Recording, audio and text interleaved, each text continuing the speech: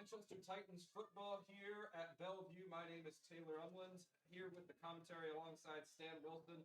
EKP versus the Manchester Titans. Stan, it looks like it could be quite a good game today if both teams come to play. You know what? Whenever EKP travel here to Belle Vue, they always bring a fierce competition. And the Manchester Titans, obviously undefeated so far this season, will be looking to keep that winning record going and keep that firm grip that they have over the Premiership North this year.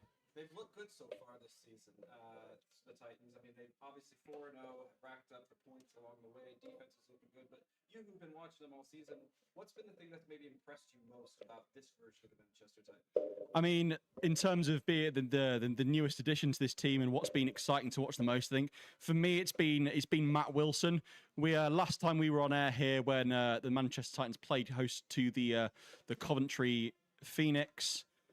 It was the Matt Wilson show as we said, and he's been an exciting addition to this already stacked wide receiver room. You obviously got the likes of Sam Penfold, Connor Greenhouse, Brad Temple, just to name starters. But yeah, I think it's been the skill positions on offense for the Titans. There's a lot of weapons for Josh Mills to choose from. Let's just say that.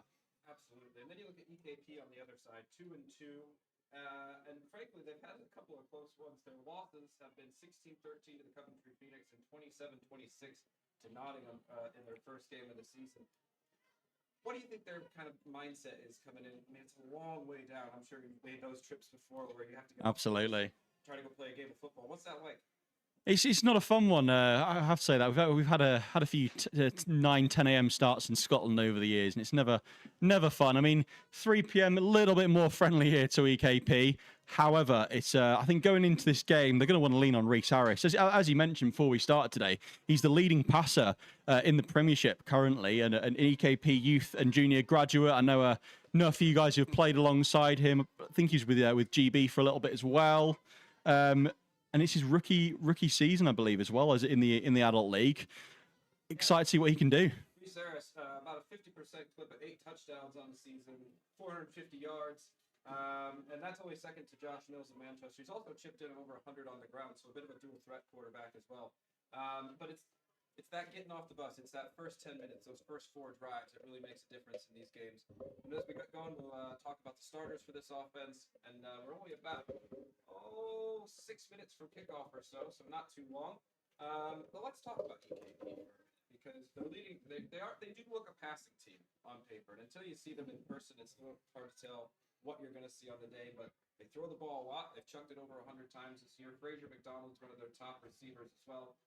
You were talking up, but EKP always seems to be a tough team. Yeah. Whenever you play them every year, no matter the situation.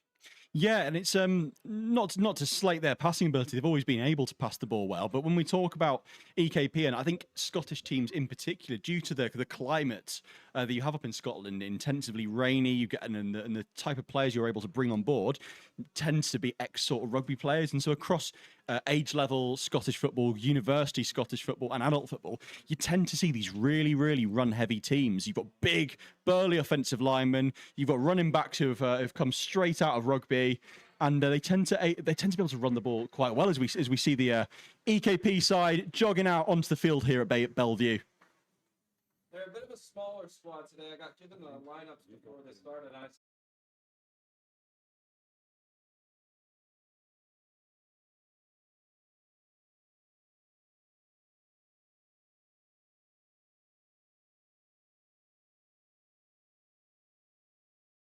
Field in a second, and you were really excited to talk about that Titans offense, but let's talk about that Titans defense a little bit, because they haven't given up very many yards at all. Oh no, they're absolutely outstanding. I think it's one of those things you forget to mention it because everyone just knows the Titans defense. Oh, they're going to be fantastic. Led by Coach JD, that my cameraman from the earlier women's stream, and George Foster as well, a defensively minded head coach. They are always outstanding. They churn out GB talent. We've got a roster provided to us by the Titan side here, and you just look down. It's GB, especially when it comes to that defensive back group. Some very exciting plays. We saw FJ last week, 2 pick sixes in one game, and I think he was on successive drives as well. Very, very, very impressive player. This will be his last season, unfortunately, for the Manchester Titans for the foreseeable future. So, as you can see, the refs are making their way out onto the field as well. Our referees today. Sorry, why are we talking about referees? We got the Titans running out onto the field. Here come your Manchester Titans, led out by Matt Wilson, looking to defend that undefeated home record, that undefeated record on the season. They look good out there. I mean, that's a lot of players. That blue looks really cool and running out from the smoke. It makes you a little bit intimidated over on that sideline, especially when you look over on the far side and you see EKP. Thin sideline today coming out to that big, massive wall of blue. They look good. And here we come. Abdul Madugu at the front of the line for this Titans walkout. Team Jubilee linebacker. There's Rome Darko. Got T.O. Benjamin shortly behind him in 91. Number 2, Rory Dodson. Got Dan Ward there in number 6. Charlie Dixon on the Manchester Titans here. Joe Partington, a fearsome edge rusher. James Eaton, one of the best safeties in the country. There he is. There's FJ, fresh off his back-to-back pick sixes. And number 0, the self-proclaimed Slim Reaper, it's Josh Balela. I love that nickname, the Slim Reaper. That one sticks. And he looks it too. Look at him. Where he's 6'3". He's no slouch either at DB. Recently selected for Team GB as well. You can smell that smoke. We're sitting up here at the top of the booth, and all that blue smoke, you just smell it drifting in through the window. It's nice. Yeah, it's certainly strong. Bear in mind, it's gone off, I reckon, about 80 meters away from us to our right-hand side. We're behind a wall of glass as well. So you saw the starters flash up there for the Titans. We'll get to you when they're on the field as well. But let's talk over that EKP starting roster.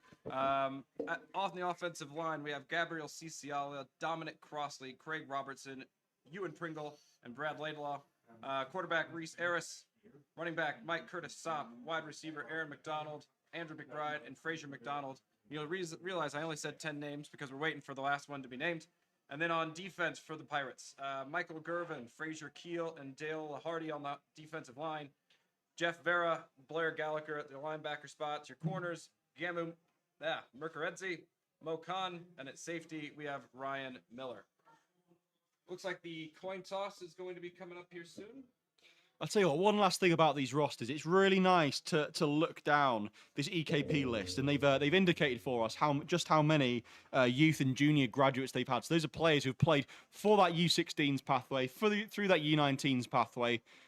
A lot of homegrown talent here for the Pirates. They've made this trip down to Manchester today. And you have to do that, don't you? Especially when you're playing in a little bit of up north where there just isn't as many teams, as many players to go. You have to grow that talent from the youth system, and that's something they do over and over and over again. The Pirates have always been a really fun team to play with, play against. I played against them several times when I was the quarterback of the Yorkshire Rams, and going on both sides, whether going up or playing them on the road. EKP, always a tough opponent. But who's our captains today? We're waiting for the captains to come out for the coin toss. So on either side. For the Titans there, so that's Connor Greenhouse in 11, Rome Darko in 7, Josh Mills, the quarterback, and Alex Lenkowski in 17. Let's take a look at the EKP captains. Trying to see across the field. Can you see that far? I can. So we've got 88, so that's Fraser McDonald on the right-hand side. Right up on screen. Thank you very much. Andrew McBride, Michael Gervan, and Gamu Mukaredzi. So it's a warm day out here, really. Not really much for conditions to worry about whatsoever. Maybe a slight bit of wind, but it's a good day to play football here at Belle Vue. You've coached a lot of games here. In these conditions, you can really tell your players to get after it. It's not a game where you really have to hold back. There's not anything you have to pay attention to. Yeah. It's just play football, play hard. Yeah, and I think bringing up the heat here, it's one of those overlooked conditions here. We get a lot of humidity during the summer, a lot of heat.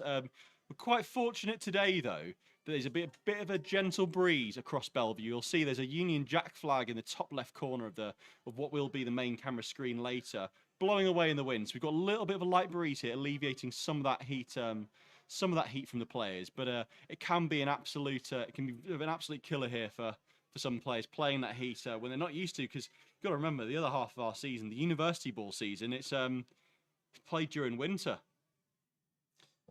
So looks like EKP wins the toss.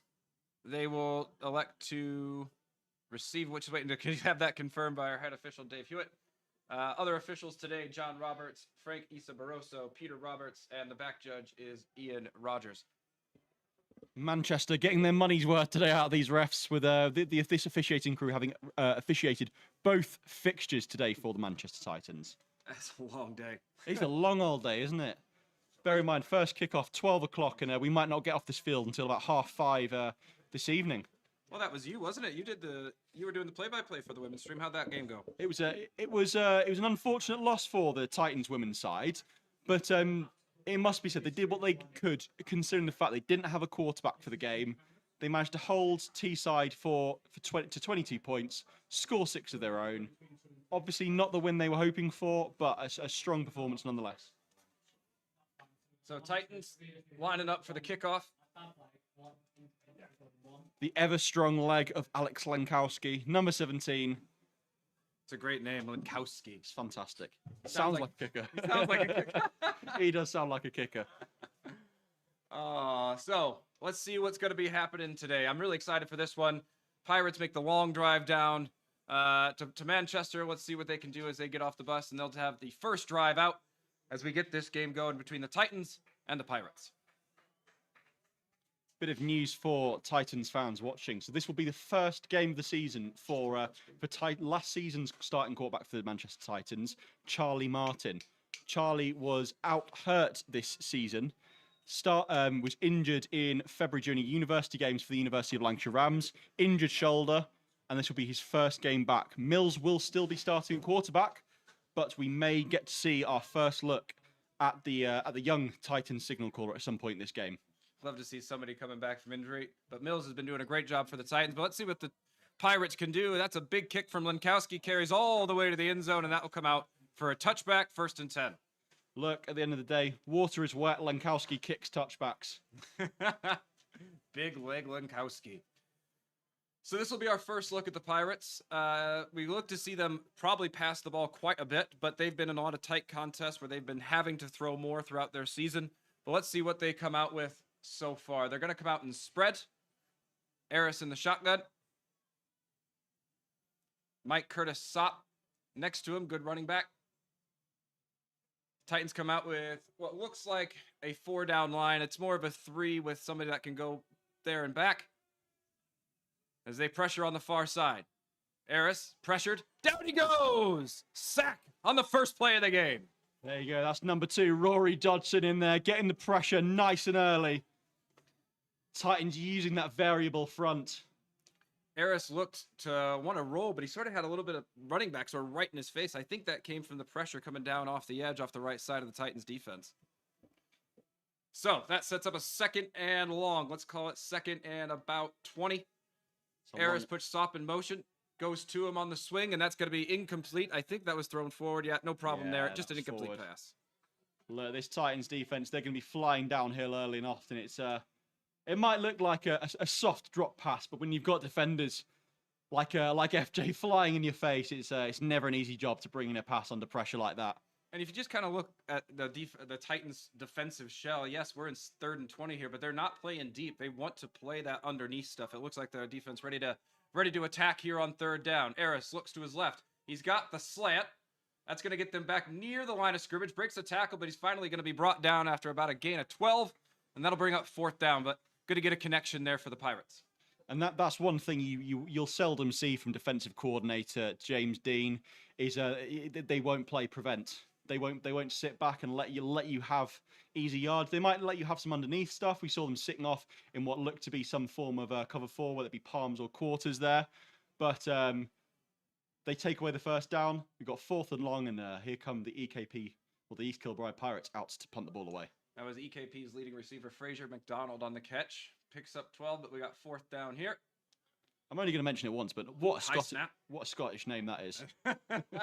Good punt off the high snap, and that one's going to drop. And, it's going to be collected. Oh, no, he called a fair catch. I didn't see it. It was just a bit of a late whistle. He called a fair catch, but the ball bounced, so the play should have resumed. Yeah, you would have thought. That is odd. I don't know if I've ever actually seen that before, where a guy calls a fair catch, then comes up to actually field it. We have the ever rules knowledgeable Ben Reed in the booth with us here. He'll know the ruling here. I believe because he's wavering one bounce, that still has the fair catch. Still counts as a fair catch because he's given himself up as a runner. Thank you, Ben. Thank you, Ben. But now, let's see what the Titans can do on offense here. Josh Mills, quarterback, back in the shotgun. 4 wide receivers, 2 left, 2 right. Here's a motion. Let's see what the Titans want to do on first down. They want to throw. Mills looks to his left. He wants to go over the middle. That's going to be incomplete. He was looking for the crosser. Couldn't find him. And that was Matt Wilson, the intended receiver. It's nice to see Hafiz Bissario alongside him there in the backfield. Bissary's been partially absent for this season, either not on the roster or a second string. It's nice to see him being able to work his way back up to the top of the depth chart. He was a lethal ball carrier for the Titans as they condense the formation here on second down. We'll talk Titans starters after this snap. We have quads to the right. There you go, play action. That one's tipped again, and finally incomplete. That was a really heads-up play by Mills there, because I think the defensive lineman would have had a pick 6 if Mills hadn't intervened. Do you award your quarterback a bat down for that? Is that a pass? He's broken up his own pass, but he's... I'll take it. Put it on the stat sheet. Titans come up here, 3rd and 10. Josh Wallace is their starting left tackle. Josh Dowling and Matt Dowling, brothers at center and left guard. Mills for snap. He wants to pass on 3rd and 10. Goes underneath. Complete. Spin. Upfield. Oh, and a big hit to prevent the first down. There's Brad Temple. Look at this, the speed. He did really well in the collection there. Just as when he was getting ready to take that big burst of speed, he was met by the safety and dropped just before the first down. Looks like it's going to bring up 4th and 1. That's what you call a hit stick, eh? That's what linebackers dream about at night. A smaller receiver like Brad Temple running a slant. They'll eat that up for breakfast. I thought he had it. I mean, Temple looked really good with that catch, getting upfield very quick, but comes up just short, and it looks like the Titans are lining up to punt, but this isn't outside the realm of maybe a fake. Around that midfield area, not giving up too much on the field position. We've got Lenkowski shouting at the sideline. 2 players have to run onto the field late. Yeah, there's BK onto field late on special teams. Good snap, Lenkowski. Punt. Collected at the 15. Turns north-south. Picks up some speed. He's going to be ran out at about the 35-yard line. Really good return there from Aaron McDonald, the Pirates wide receiver. And that's where they'll set up on first down. That was a pretty good return off a decent punt. About a 20-yard return on 40-yard punt or so. That's really good for the Pirates to be able to turn the field position around a little bit. Yeah, exactly. We all know how lethal Lenkowski is and how well he can flip a field. So to negate some of that with a useful return will pay dividends for the Pirates here on as they look to start the drive on 1st and 10. There's a motion around. Now they go back up the middle. Sop looks for room on the left. Finds a bit, but he's finally going to be dragged down after about a gain of 4. Comes up with a first down celebration, but I think he's a few yards short. Yeah, it's quite a questionable celebration, but it's a 4-yard carry on first down. You'll take those every day. Saw a little bit of orbit motion there from the Pirates. Wonder if we'll see that kind of trickeration to try and avert the eyes of Madugu and Dodson at linebacker. Trips now to the near side. Ares on the toss. Sop wants to turn, but that's going to be eaten up by the Titans. Met by a host of Titans. I believe it was Rory Dodson there at first, but there was a lot of people there with him. Dodson the first to meet him, but DC, James Dean, JD's very proud of his swarm defense. And he saw exactly that there on the second down carry. So that brings up a 3rd and long, 3rd and 8 for the Pirates. They go trips to the near side. Their best receiver to the top. Aries looks that way. He's got room to run if he wants it, and he does. He tries to turn the corner, but not going to be able to get to the sticks. That's great hustle defense from the Titans as they shove him out of bounds. After about a gain of 4, brings up 4th and about 3. And that's what he was able to do so well last time out for EKP when they played Merseyside Nighthawks. He was able to roll out the pocket, but the way he succeeded against them is the DBs would roll down before he'd crossed the line of scrimmage, drew them down, and he was able to get a pass away for some extra yardage.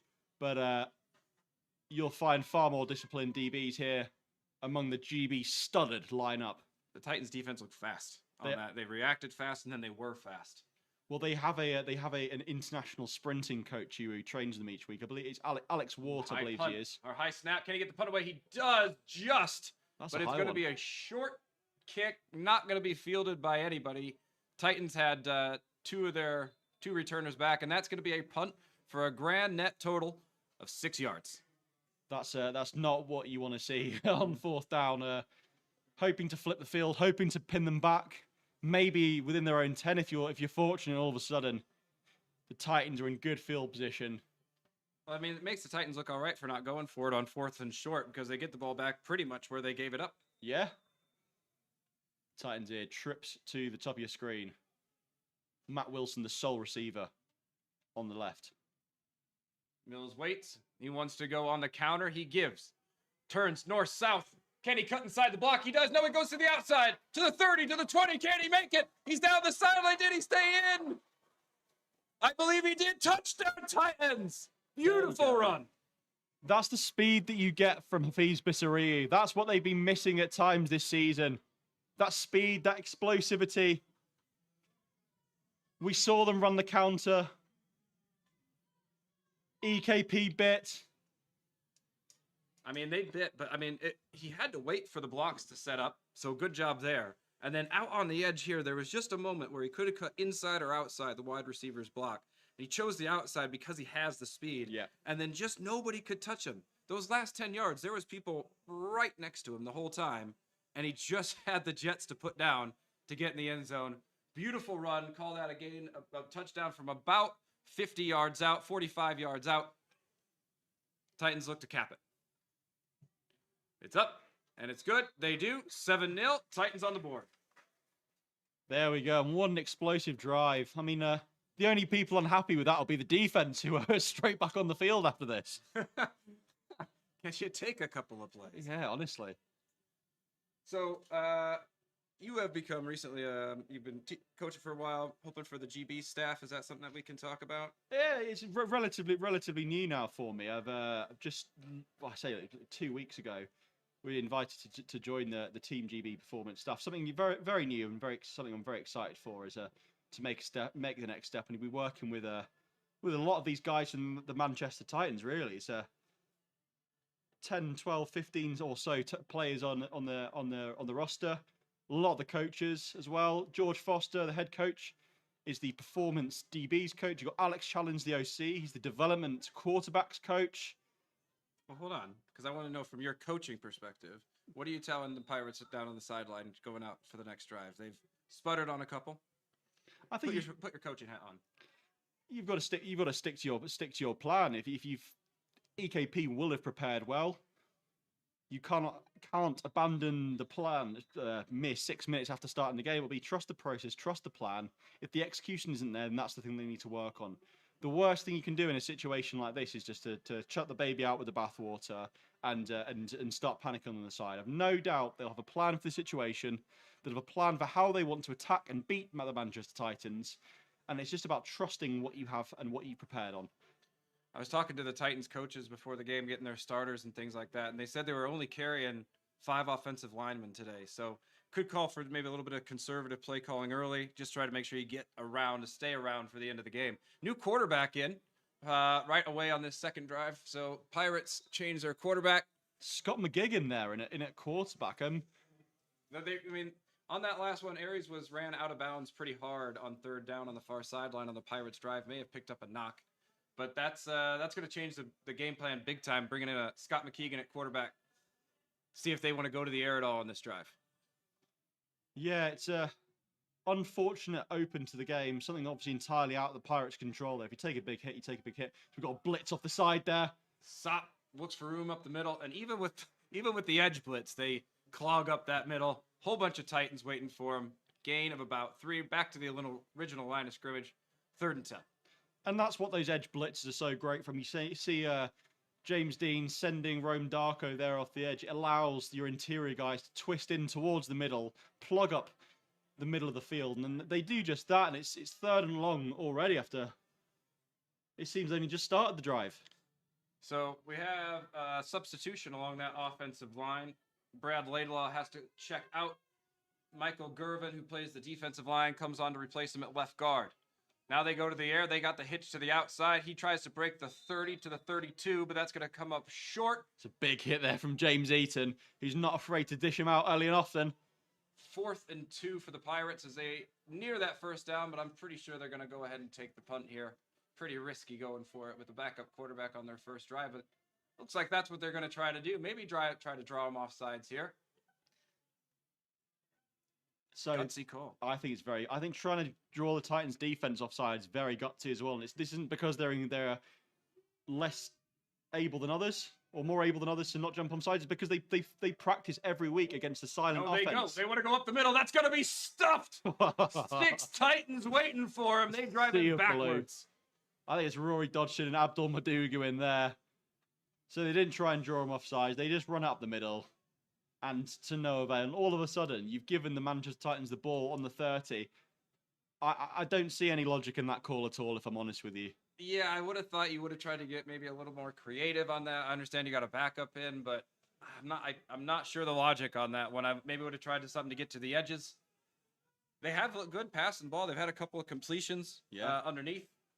I think there's a few options there, but makes matters not. Mount Mills comes out with 5 wide to start the drive. There we go. We see Hafiz there on the left-hand side of the screen, just inside from one of the Wilsons. Penfold in motion. Goes right back that way. That's going to be caught underneath. Tackled pretty quickly, but that's going to be a gain of 6 out to the sideline. Who was that on the reception over Brad there? Temple there with his 2nd reception of the day. He is quick. He's very, very quick. Got out into that flat and then was able to turn north-south. Gain some yards, and that'll bring up 2nd and about 4. Those Titans receivers are always swip-swapping sides. Defense can't really seem to have anything to sit on with this Manchester Titans offense. They like to play the matchups, and they can do that. When you've got guys that can go out and win the high balls. Motion out he's down that left side again. He's looking for the end zone. He's got 2 to beat, and he's going to be brought down at the 12. Beautiful little swing pass there. This is classic Bissariu. This is exactly what we saw from him last season whenever he was on the field. And it's so great that we're able to see that once more from him as well. He's just one of those players, he seems like you want to get the ball in his hands. Yes. You know, wherever he is, whether you can hand it to him, throw it to him, get it in his hands, and watch him gain yards. Look, if you want to run the ball with Bissariu, you can botch your blocking scheme completely. And up until you get to sort of Brit Ball finals level of play, he'll find a way and he will make it happen. We've got to play it down on the field here. Try to get you a number on who that is. I didn't quite see what happened there, but it must have been behind the play a little bit because the tackle was all the way here on the near side. But while we have a break in the action, let's get you some of our sponsors because we have some really good ones. So let's thank our first sponsor. We'd like to thank the Brotherhood of Pursuits and Pastimes, our favorite sports bar in town. Live games, we celebrate the greatest show on earth, the famous victories, the brave defeats, and sometimes even the scrappy draw away from home. But most of all, we celebrate good sports, and this is the bar for those people. Thank you to the Brotherhood for supporting the Manchester Titans. We have got a number for you of the player down the field there for the East Kilbride Pirates. It's Gamachire Makarezzi. Good job, man. Thank you very much. He's been down the field for a little bit of time. Titans medic Mary Priestner back on the sidelines now. I think EKP have brought their own medic. He's about to get up with the help of a few teammates. Oof. We see Adam Montgomery jogging in there to help his teammate. Ryan Miller on the other side there. Been there, man. That is a long walk to the other side of the field, especially when you can't move. Yeah, exactly. But the Titans are set up. Let's see. It's going to be 1st and goal, I think. I think they're right on the 10-yard line. So, yeah, 1st and goal. What do the Titans like to run here down in the red zone? They've got a few different options here. So they've got a few quick game options that they like to go to. Under is a concept that they've rinsed and repeated for years. All that concept is they'll line up in perhaps the spread. They'll have quick slants from the slots and quick ins from the outsides, and it's just a game of reading it inside out to out. But from the looks of things here and knowing Alex Challenge like I do, I think they're gonna roll out and they're gonna run something similar to a snag concept here. But we will see. They're on the left hash, so that favours a rollout to the right-hand side with a right-handed quarterback. That is what makes sense. They're trips that way. Yeah. And they're also short-sided down here for the single side. The safety for the Pirates is shaded that way, so it makes it a straight-up 3-on-3 over there to the far side of the field. I reckon we'll have a speed out here. You'll be looking for, they run the snag, they'll have the speed out here from Temple and a grass post from one of the receivers at the top. There you go. Calling his There's shot. Mills wants to hit the sit down. He's got it. That was a beautiful route, sat there right at the top of the goal line. You called your shot, Stan. Attaboy. Titans put up 6 more. I've just spent the last 5 years with Alex Challenge, that's all. There's the grass post, sat there. So the option there that he has is if that zone is empty on the field, Sam can just sit there like he did receive the ball. If there's a defender, he keeps crossing the end zone. And assuming it's man coverage, you'll likely get separation on either him or the speed out there from Brad Temple. But there you go. There's your second score of the game. It seems like one of those that you should probably scout on the Titans. Yeah. Because I think they run that quite a bit. Yeah. I've seen them hit that one before. Lenkowski with the big leg. He drives it much further than he needs to for an extra point. But he puts it up nonetheless, 14-0 to the Titans. Still here in the first quarter. Yeah, the game crew are going to get their work in today if he's booting PATs that far back. I have to say, you feel for the Pirates a little bit. It's about the worst way you'd want to start a game after getting off the bus and driving all that way to be down 14-0 so quickly. And down a quarterback. And down a quarterback and down a cornerback, as Reza was hurt on the last drive as well. I mean, that's the opposite of the things you want to do. So they got to be thinking over there, what can we do to try to turn this around? You don't want to abandon the game plan too early, but you also can't let this thing get any worse. It's still the first quarter, still early days. I think they were a bit premature in going for it inside their own half. I think they practically gifted the Titans those 7 points there. Obviously, not taken away from the talent of Bissariu, Mills, and Wilson, but they'll want to get a big chunk back on this kick return. Fraser McDonald back to receive the kick, and he will take it. Aaron McDonald will look to lead the way. There's a juke. Can't make the first man miss. Gets him by the ankles. Waits for his teammates. Great gang tackling. Fantastic tackle there. From that, so you'll see Don Espina celebrating off the field here, but that tackle, that belongs to Dan Ward, that does. Dan Ward, number 6, pursuing, squeezing in from the left-hand side. He's the furthest man outside. He squeezed in the returner bounced back out, and you saw Dan Ward, arms around the ankles of McDonald. That is textbook special teams play there. Titans come back with their base defense. I see Darko out there on the edge against this 2x2. As Sop goes in motion. They come back on the counter. He goes absolutely nowhere. What a play from Abdul Maduga. Oh, my goodness. Abdul Maduga, you nasty, nasty man. Wow. I mean, the counter does take a little while to line up, and you plan on that guy missing, and he really didn't. Wow, what a play. That's someone who does their homework there. That's someone who's seen it on film. With counter and longer developing plays that involve you're having those 2 pullers, you need your down blocks to happen. Everyone who's not pulling needs to be blocking away from the play. And if you miss a linebacker like Madugu, you're in for one hell of a long day. Pirates lose about 10 on the play. They go right back up the gut. There's nothing there. I mean, that inside of that interior Titans defense is just not going to give an inch today. And it doesn't look like the Pirates can move them out of there. No, when you've got D linemen as well, the size of Destiny Olusegun, you've got Charlie Dixon, you've got Robin Pryor in there as well. They're just eating it up. I mean, those safeties must be getting bored back there. They're not getting a whole lot of work. Yeah, it's going to be a long day. Dan Ward and James Eaton, I mean, they'll swarm in on whatever action they can get, but it's going to be a day for the D linemen if the Pirates keep running it the way they are. Pirates get a couple back. They look to run here again on third down, and that's going to go nowhere. There was a hole there, and then it closed just like that. There's Robin Pyer.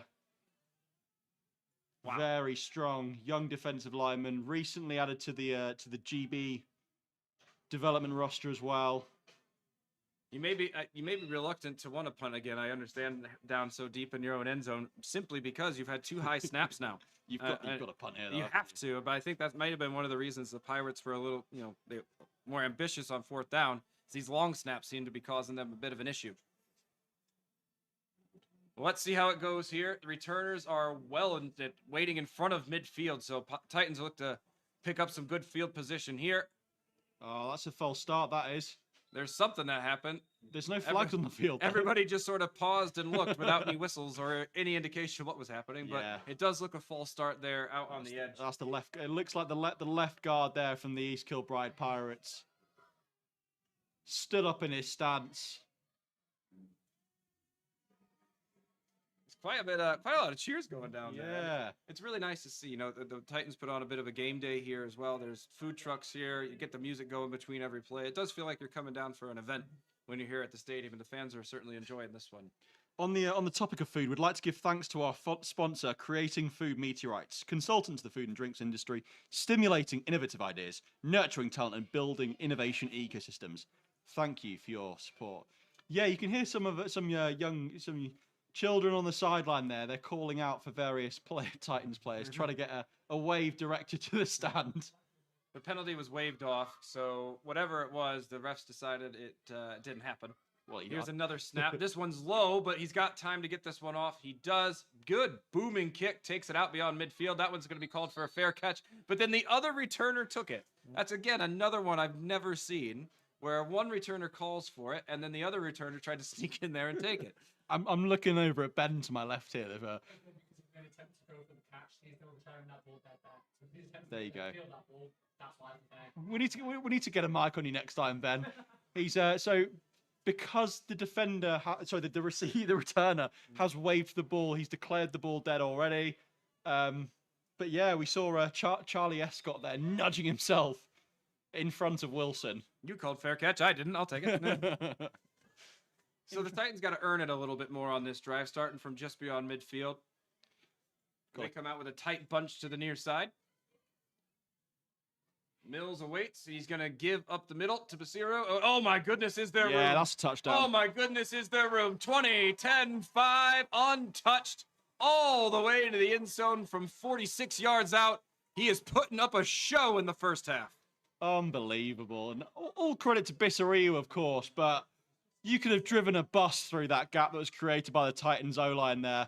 You can see the Dowling brothers out there celebrating together. Well earned. Wow. I mean, I'd have to go back and look at that again, but it just looked like a pretty simple inside give and a cutback. That was a zone run. That looked to me like inside zone. They've just run straight at the guy. See the inside zone or mid zone that the Bissariu's just cut up there, but acres of space. And when you see a condensed formation like that, you've got to add numbers to the box. And there's that leg again, puts it through for one more. That's going to be 21-0. I've lost sight of that ball. It's that one nearly did get to the car park. That's no joke. So just off screen, those red track covers. The ball has somehow ended up behind there, and one of the Titans game day volunteers is off for a jog to locate the football that Lenkowski's just buried away from him. So the Titans are going to be loving this first half. You got to think their coaches are absolutely ecstatic with what they've seen on both sides of the football. Offense and defense has not given an inch. Oh, absolutely. I think they've been short offensive drives, short defensive drives. I don't know. Apart from a turnover, maybe. What more could you ask for? I think they'll be hunting one of those too. They'll be one in them. We mentioned earlier FJ2 last week. It's very tightly contested at the top of the Premiership in terms of interceptions. I think the leader, I want to say, has 3 perhaps. So if FJ is able to get another one maybe to his name, that would take him tied to the top of the list at least. Looking over on that Pirates sideline, I'm pretty sure I see Aries, their starting quarterback, still on the bench. Ooh, a line drive kick, mishandled. Finally picks it up. Not going to be a whole lot of place to go. A lot of blue jerseys in front of him. Equipment flying all over the place. They bury him in that tackle. Donna Spina in on the tackle there, among others. This is going to be a long old day for the East Kilbride Pirates. I think they're going to have to start throwing the ball, whether they like it or not. I mean, the run game, the Titans are just sitting on it now. You know, they're completely downhill. They're one-track focused, and they can be. The annoying thing from an East Kilbride perspective as well is the Titans are doing this all while sat in a too-high shell as well. They're not committing to stop the run. They're playing with linebackers outside of the box as well. You'll frequently see Madugu outside of the tackle. You'll see Dodgson outside of tackle. 6 defenders in the box. Here we see them drop down to a 1-high shell. They're sending 5. They go right back into the face of that blitz. That's going to be caught. Gain of about 4 or 5. Very well disguised. Daniel Picton on the reception. Very well disguised there. You see Jerome Darko there, number 7, sprinting over at the last second to attach himself onto the line of scrimmage. And it's a nice completion in the face of pressure. I mean, that's exactly what you should be running in that situation. When the defense is spread out like that and they blitz off the edge, look right back into the teeth of it, and that's usually where you find somebody open. Exactly. Pirates on 2nd and 4. They go back to the flat. He wanted to go deep, but didn't develop. Had to go underneath. Couldn't find anybody, and that's going to fall incomplete. It almost looked like a bit of a double clutch there. He sort of pumped it. He patted the ball and decided to go back again to the swing, but I thought maybe he had a sort of a corner option this side of the field, but everybody else, all the receivers were flooding to the far side of the field, and there was just nothing over here. So this brings up a pretty critical 3rd down for the Pirates. They could use one. 3rd and 4. The crowd here in full volume here at Belle Vue. They want to go deep. Oh, he's got a man. Can he catch it? No! Off the hands. Frazier McDonald, the intended receiver, and that is just a case of bad luck. That's a catchable football, that is. I think Josh Balela there in number 0 on the far side, he'll be annoyed to be beaten there on what is just a straight fade up the sideline. We got big amount of separation there for Fraser McDonald, and Joss will look to recover on that. It was interesting to watch McDonald on that route because he kind of put his shoulder down to get through 2 defenders, but as soon as he did that, he was beyond them. The corners were sort of sitting down, I think, waiting for a short route. Got a little bit beat over the top. I mean, that's the only weakness with this pattern match coverage that the Titans run. They run a lot of palms, a lot of cover 3 match. Any sort of miscommunication from the DBs, and all of a sudden you've got a man loose deep. High snap. Oh, just gets it away. McDonald, another big looping punt that doesn't go very far, and that's going to be down at the 37-yard line, and that's where the Titans will take over, looking for 6 more. It's a net 13 gain. He's been incredibly unlucky with the bounce there. And I mean, equally incredibly lucky is Abdul Madugu, almost in there on the block. If you're enjoying the live stream today, don't forget to like and subscribe to our YouTube channel. Share the stream. Follow us on our socials, Instagram, TikTok, Facebook. Check out our website at manchestertitans.co.uk. Titans come back out on offense. 2-by-2. Been good on the ground and through the air. Let's see what Mills wants to do. He goes left, complete near side. Looks for the tackle, can't make it. Linebacker has to come all the way over to make a play. And that is a statement reception. Good job by the Titans. And that's why we like watching Matt Wilson so much. He breaks tackles. He does everything you want a receiver to be able to do. He's a fun receiver to watch. And that was a lightning quick drop on that hitch he ran on the outside there. There's really not a place where you can stake your claim on defense, is there? If you try to go inside, they hit you on the edges. When you try to go out to protect your outside, they go right between the tackles. Let's see what the Titans want to do here again on 1st down. They want to go over the middle. It is completed. Out to the near side. Sam Penfold on the reception. He picks up about a gain of 8. Interesting season. Nathan Jukes, number 12, checked into the game for the first time there at running back. Interesting to see him motioning out for a wheel.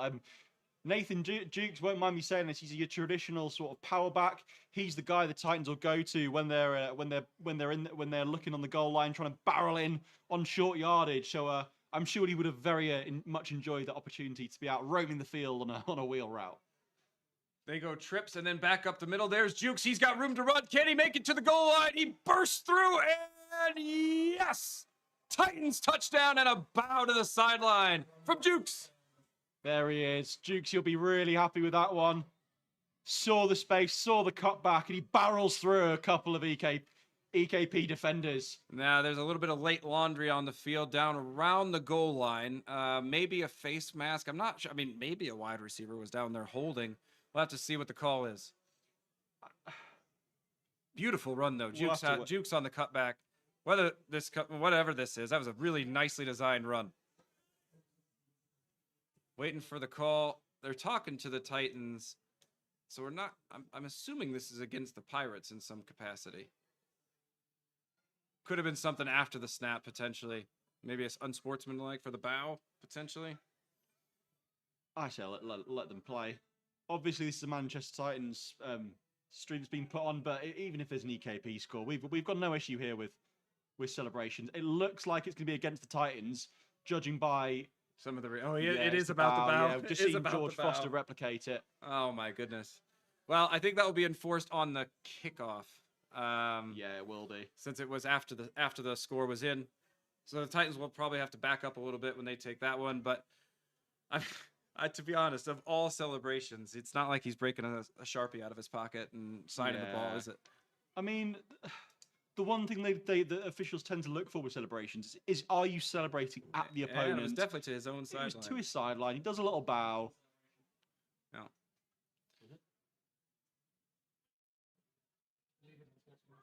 So, Lankowski on for the afters. They're up and good, just like normal. He's like clockwork, that guy. And that brings the score to 28-0 to the Titans. Yeah, we won't dwell too much longer on that penalty, but it does, without wanting to weigh in too much, that does seem a little bit of a soft call. Let's get to one of our sponsors. We partnered this year with Supreme Financial Solutions. Supreme offers advice on a range of products and services that can support you to reach your personal financial goals. Whether you're looking for your first home or the peace of mind to ensure you have the protection you need, Supreme can help. Supreme Financial Solutions, thank you very much for your support this year. Titans will have to back it up on the kickoff after the unsportsmanlike from Jukes. They'll be kicking off from about the 20. No, the 15. We're approaching the end here of the first quarter. Seems like it's been a very long first quarter, isn't it? A lot of scores, a lot of stoppages as a result of those scores. But more importantly, when it comes to the scoreline here, if the Titans are able to take this game into the half with another score, if they're able to eke one out the Pirates, then we'll start. We're approaching rolling clock territory essentially. Soon as a margin of 35 points is reached, then is it after halftime? It has to be after halftime, yes. But I think the Pirates will be happy here with having a little bit better field position. They've been so backed up, they haven't really had a chance to do much on offense, really. But as we're recapping, the Pirates lost their starting quarterback early after the second drive after a bump out of bounds on the sideline. Reese Ayres, one of the top passers in the Prem North this year, unable to keep going. He's been replaced. But Pirates want to do a little work on the return. They do. They get up to the 40, and that's where they'll have 1st and 10, trying to get back into the ball game. Yeah, some nice field position there to start the drive off for the Pirates. 3 timeouts in hand still on the 40. And a chance to do something. I mean, when they throw the ball, they have completed it. They have been gaining some yards. I would think we're going to see a little bit more than that, maybe just trying to mix in the run to keep them honest. But you can see the Titans on defense have adjusted as well. They aren't playing with many middle linebackers at all. They're very spread out, protecting against the pass and almost willing them to run. Let's see what the Pirates want to do out of the shotgun. They go back up the middle to Sop, and the defensive line of the Titans just handles it. Crunches him down before he can get back to the line. He drags him forward. No gain, 2nd and 10. Yeah, we've got Joe Partington and Gaz Shadwell there in on the tackle. Sop's going to be a tired guy after this one. Every time he's hit, he's dragging 2 or 3 guys with him. It's a thankless job there. Pirates, 2nd and 10. They go past near side. That one's going to be too high for Aaron McDonald and fall incomplete. And that's a backup quarterback. Scott McKeegan comes in, not expecting to start today. Has had a good look on a couple. That one goes a bit too high.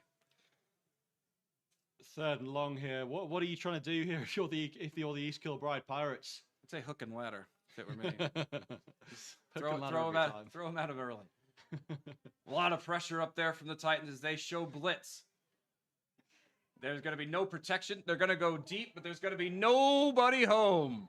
Nobody wants to go deep on that one. I'm not sure. I think there was maybe a fake screen called, but they ran the real one. So the Manchester Titans, they like to stir a little bit on the sideline, and they'll call grounding on every single pass that's thrown. But that's the first pass this game that you could genuinely argue could have been called for intentional grounding. Oh, I'm very soft on intentional grounding. If there's a wide receiver on that half of the field, it's fine. I mean, the ball slips sometimes. I don't know.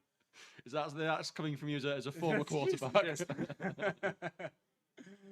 So the Pirates fail to score or gain a yard on that drive. They're going to have to punt away again on 4th down.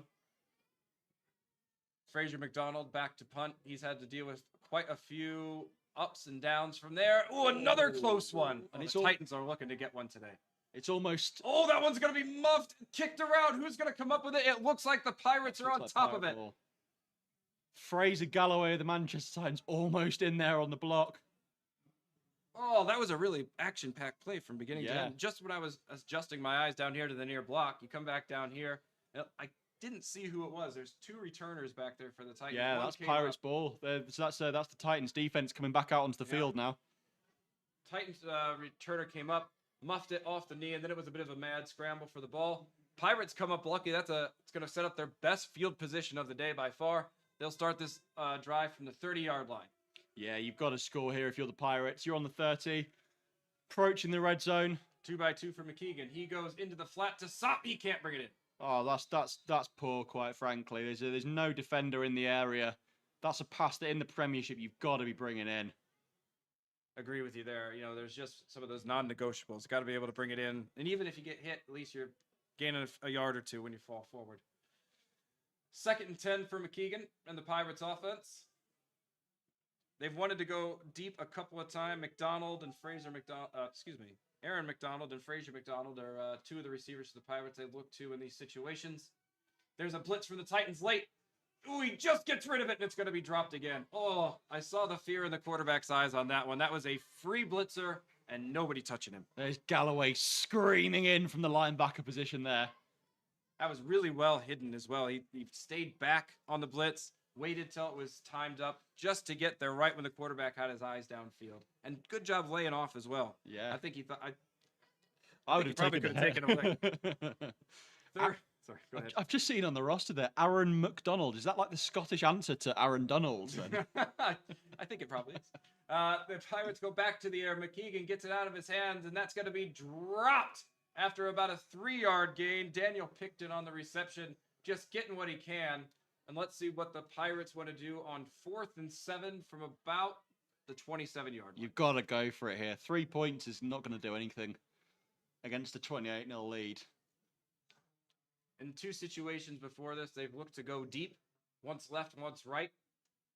And you can see from the Titans defense, they're lined up right on those first down sticks. Yeah, we see Gambia there. He's been playing underneath a lot today. Same with Balela. Balela dropping off there, as you've seen.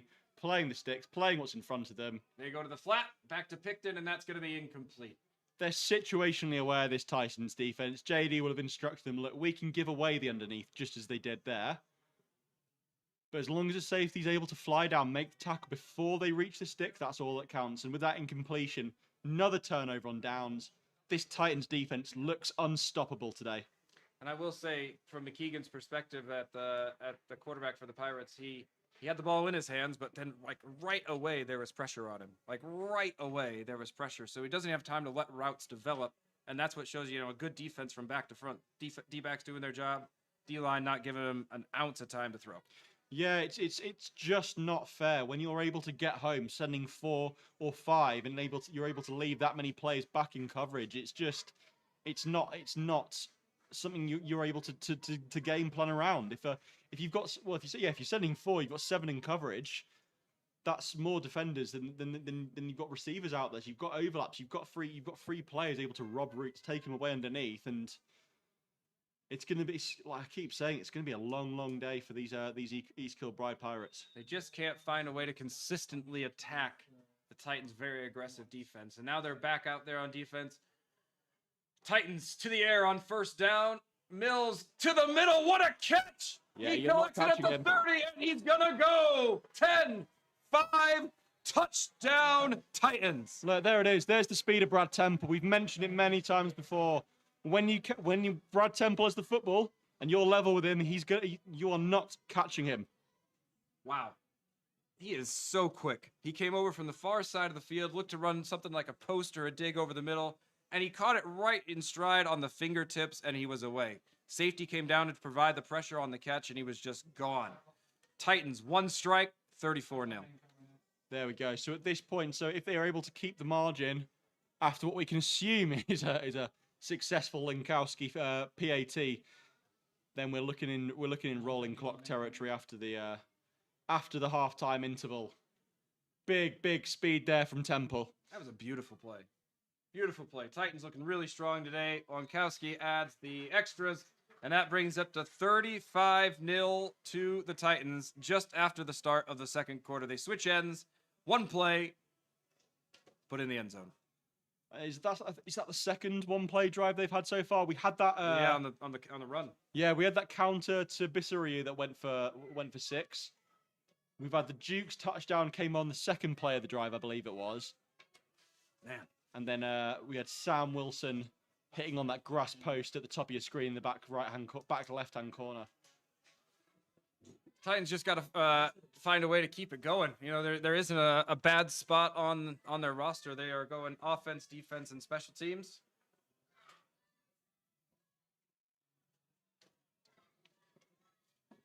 Sorry. Stan was trying to ask for my pen, and I had no idea what he was asking for. But Titans up 35-0 here at the start of the second quarter. It will stay a normal clock until the second half, despite it being over 35 or over. That doesn't kick in till halftime. Pirates will have to find a way, if they can, to chip into this deficit. They've dug themselves early, but it's hard to blame them in too many areas. Maybe the 4th down call, but the Titans have just looked good today.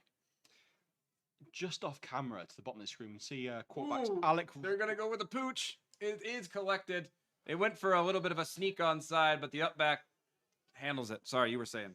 No, I was just saying that to the bottom of the screen, just off camera, we can see Charlie Martin and Alex Ross warming up, both quarterbacks for the Titans. Alex Ross has been second string up until this game. Whether Martin's overtaken him, how much they're willing to use him, yet to be seen. But with 35-0 up, I'd be more than happy to give Mills the rest of the day off. Well, it's a tough one for your quarterback as well, because you want him to stay sharp. You want them to get game reps. I mean, he hasn't really thrown, 5-6 passes today? Yeah, we've seen a slant to Temple. We've seen the grass post. We've seen the dig to Temple. Pass out to Matt Wilson. I'm thinking 5-6 passes today, and it's not much. So you want him to get some work, but you also want to get the rest of the people on your roster some work as well. Pirates try on 1st down to go to the air. I think that one's going to be incomplete. It's a nice play design, that. Bit of trickeration, bit of eye candy there, but Picton eventually puts it down. It's a fine pass, though, from McKigan. I think they're going to struggle to find who are their best receivers, who are their wide receivers. I think they're going to struggle to get them into the game. You might see them move into the slots a little bit as the game wears on, just to try to get the ball in their hands. Pirates on 2nd down. Yeah. Sorry, go ahead. So we see the Titans come out in a variation of palms here. We've got that little triangle to the bottom of your screen covering the trips. Nice throw from McKeegan. Slant. And there you go. That's the weakness when you run palms. I hope it is palms, but that's the weakness, is you've got that massive gap between the against trips anyway, because you've got that massive gap in the field between the one receiver on the field and the essentially the tackle for them to exploit. You're sort of banking on them going deep and carrying them deep, or being able to funnel them in towards that safety. But for a quick slant, it's not an easy, but it's the best way to beat it on that island side. Aaron McDonald on the reception here. They come back across to the field to the other McDonald, Frazier McDonald. He's got himself a catch. That's going to be a gain of about 6 or 7.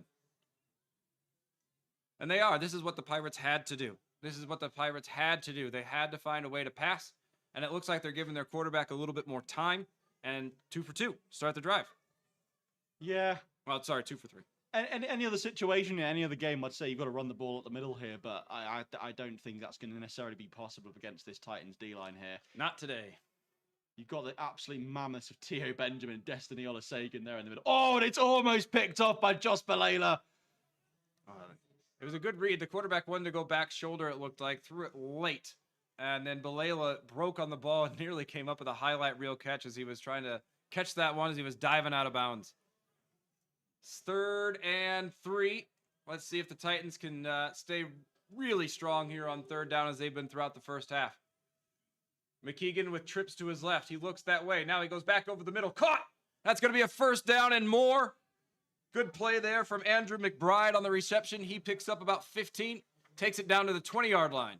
Yeah, they found the soft spot in the zone there. When you're playing too high, you're prioritizing defending the outside, and you can get yourself a mismatch, get yourself a step on the linebacker, Don Espina there. That's exactly the area you want to target for the East Kilbride Pirates, and that's a nice little throw there from McKeegan. McKeegan, now he wants to go right. He goes back to that slant on the far side. He wants a flag. He's not going to get it. I thought that was pretty good defense over there from the cornerback. Yeah, that's nice play from Ben Comber, number 27 there. He's traditionally, he's played this entire season at the Lancashire Rams as a safety, but I can only assume he's jumped to corner here to diversify his tool set, or perhaps just because of how strong that safety room is at Manchester. But either way, nice defensive break up there from Comber. Pirates are looking better on this drive. McKeegan looks like he's found a little bit of rhythm at quarterback. He's got trips to his left. Now he wants to go right for the one-on-one. He's got McDonald twisting, turning. Can't find it. Incomplete 3rd down. Yeah, Comber stuck right again there to him. Stuck in his pocket. You see the receiver there, McDonald, try and steer away, try and work himself open, taking advantage of that slightly narrower split. But eventually the ball does fall down incomplete. And this is where the Pirates have gotten themselves in trouble when they've gotten to 3rd and long all throughout the afternoon. Titans are real spread out on defense.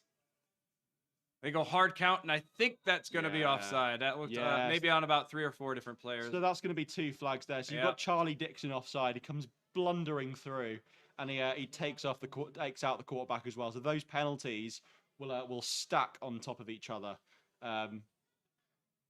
Undisciplined, but I don't think Charlie Dixon will have any regrets about that one. I mean, if you're going to get your 15, you might as well earn it, right? Exactly. And this puts the Pirates knocking on the door. They are going to have this at we'll see after they walk it off. I think it's going to be around the 10, 11-yard line.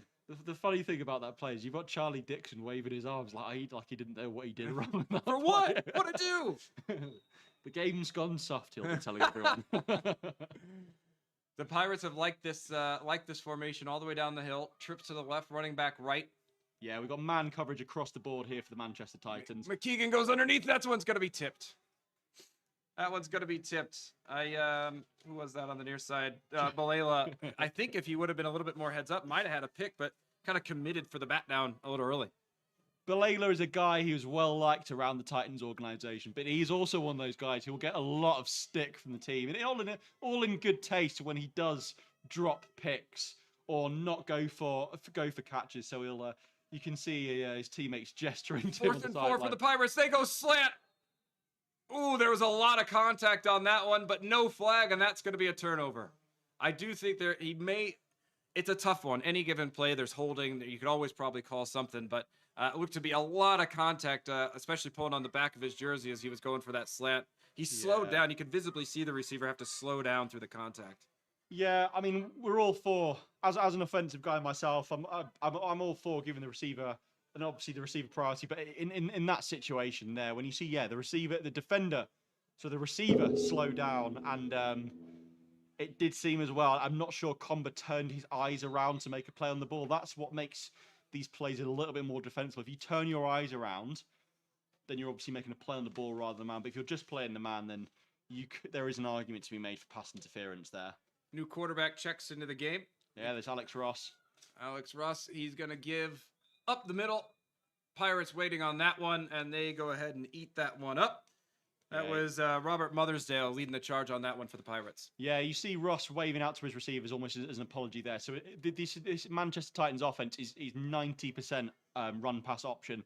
So outside on that trip side, you'll have the receivers running routes as they would usually. Ross saying, no, my bad. There's a Pirates stacked the box. That is a situation where they should have passed there. I know you can't see it in frame right now, but the Titans are trips to the left and not many people over there. So they're going to go over there for the screen. That's going to be caught with room to run. Turns it north-south. fights it forward for a first down. There you go. And that's what should have happened the first time round. You see Sam Wilson out there with the now screen. The safety who was covering the two receiver there, 10 yards off the play. So although they matched them for numbers 3-3, the safety is too far off the ball to stop the quick now screen. And Ross does well and takes what the defense gives him. Had plenty of time to catch that ball and get upfield. Good blocking from the wide receivers. Titans check to the offense, check the play on the offensive coordinator. 2-by-2. Yeah, this is another pull read here. When the Pirates are sending what they are doing, Ross is going to have to pull this. Jukes takes the carry up the middle. Going to be wrestled down after about a gain of 2. Yeah, see that's a situation when you're Manchester Titans 99% of the time they'll come out in 10 personnel, which means they've got 5 offensive linemen. Now when the Pirates are sending 6, they're sending 7 rushers. That's a situation where in an RPO offense you can play that game of piggy in middle. When the extra defender is in the box, throw it wide. Feed your receivers like Matt Wilson, Brad Temple, Sam Penfold, Connor Greenhouse. They've come to play today, that's for sure. 2nd and 7 for the Titans. Jukes, the running back. They go on the pass to the near side. Going to be ripped off the turf. Maybe no. Yeah, that's going to be incomplete. Charlie Escott, the intended receiver. Yeah, he's unfortunate there. Does well to get himself open. It's a nice, good read from Ross, but not enough mustard on it there to get it through to the desired receiver. And this is probably the first time we've seen the Titans with a 3rd and long in their own territory. You are working a second string quarterback into the ball game. How aggressive do you want to be here? I think you've got to ease him into the game somewhat, but this isn't a quarterback who's not played football. This is Alex Ross. He was a starter at Manchester Metropolitan University for a number of years. Go deep. Is that to anybody? No, it's going to be picked. He threw it without looking. Safety goes back and makes a play, and he's finally going to be brought down. That was a really nice play from Sans Christie to track that ball over the shoulder. Comes up with the pick and a positive play for the Pirates. I mean, you'll have heard this to no end, being a former quarterback yourself, but you've got to rotate that weight when you're throwing the ball as a quarterback. It seemed like Ross threw the ball off his back foot there. There was no weight transfer through his hips. There was no torque through his hips to get that ball back down towards the desired target. Instead, what you end up with is a lofted ball going over the intended target, and ultimately that's a free pick for the free safety there. Yeah, I've thrown that ball once or twice. It's called the hope and a prayer ball. When it didn't come down. He's down there somewhere. McKeegan finds some good play on first down. That's going to be a pickup of about 20. Really nice play. Sop coming out of the backfield, turns it up the sideline. First down, Pirates. Nice gain. They're going to sit in too high. What you want to be doing is the Pirates running up the middle, which they haven't been able to do so far. But then it's that short underneath stuff. That's what you want to take away. Because 9 times out of 10 here, the Titans will be dropping back 4 in coverage. Dropping back 4 deeper in coverage, rushing 4. That leaves 3 defenders to play the underneath across the board. So if you can find that mismatch like they did there, then that's where they're going to find their most yards. Sop puts a man in motion. Now he wants to go deep down the sideline, and he's going to be absolutely stopped in his tracks. Ben Kamba on the coverage. Yeah, that's nice there from Comba. He looks around for the football whilst also dropping that outside shoulder, leaning into the receiver to steer him out of play. That's exactly what you're taught to do as a DB. You want to be physical through contact. Because that receiver, you're sure as hell he's leaning into you, trying to create himself space to cut back outside on. But Comba gives it straight back, eyes round for the football, and there is no chance the receiver coming down with that one. 2 straight passes from the Pirates to start the drive. They go for 3. They come back on the button hook. Wow, that was a close play. Can he reach the end zone? No! Pushed out at the 2. Corner over there got greedy. Went go look for the pick, and then he got beat. Has a nice reception over there. I think that's Aaron McDonald over there on the far side for the Pirates. Right near the end zone. 1st and goal. Yeah, nice grab for McDonald there.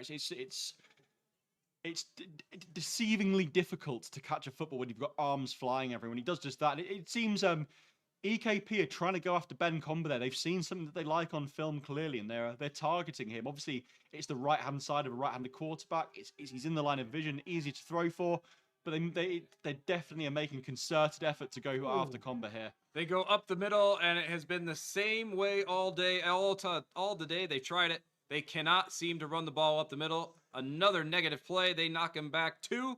2nd and goal. Robin Pye there with the tackle. Robin boasting It was yesterday shared that he hit a squat personal record Oh. of 200 kilograms. Oh, my goodness. And he's out there playing on those legs today. Wow, that's 200. Yeah, he's not a guy to mess with. Goodness gracious. Pirates look to pass here on second down to the corner. Can they hit it? No. Ooh, that one was close.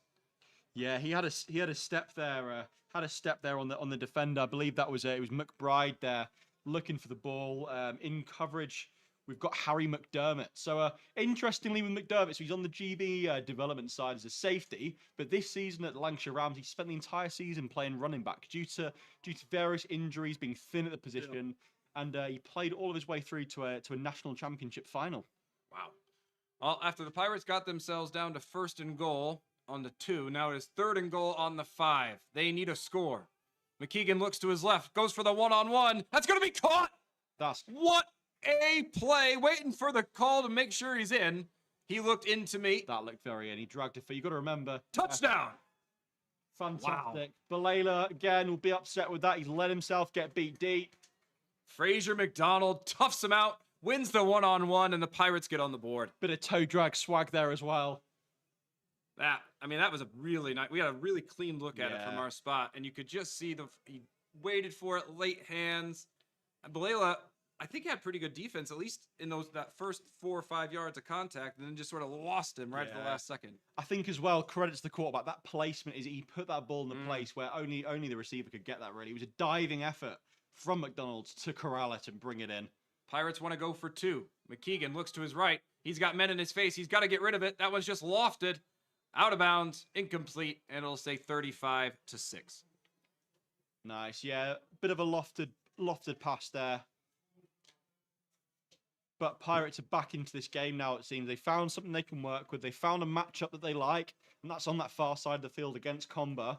And it'll be up to Comber now to fight his way back in. Yeah, they went to the right side of the field darn near every play except for the touchdown. Yeah.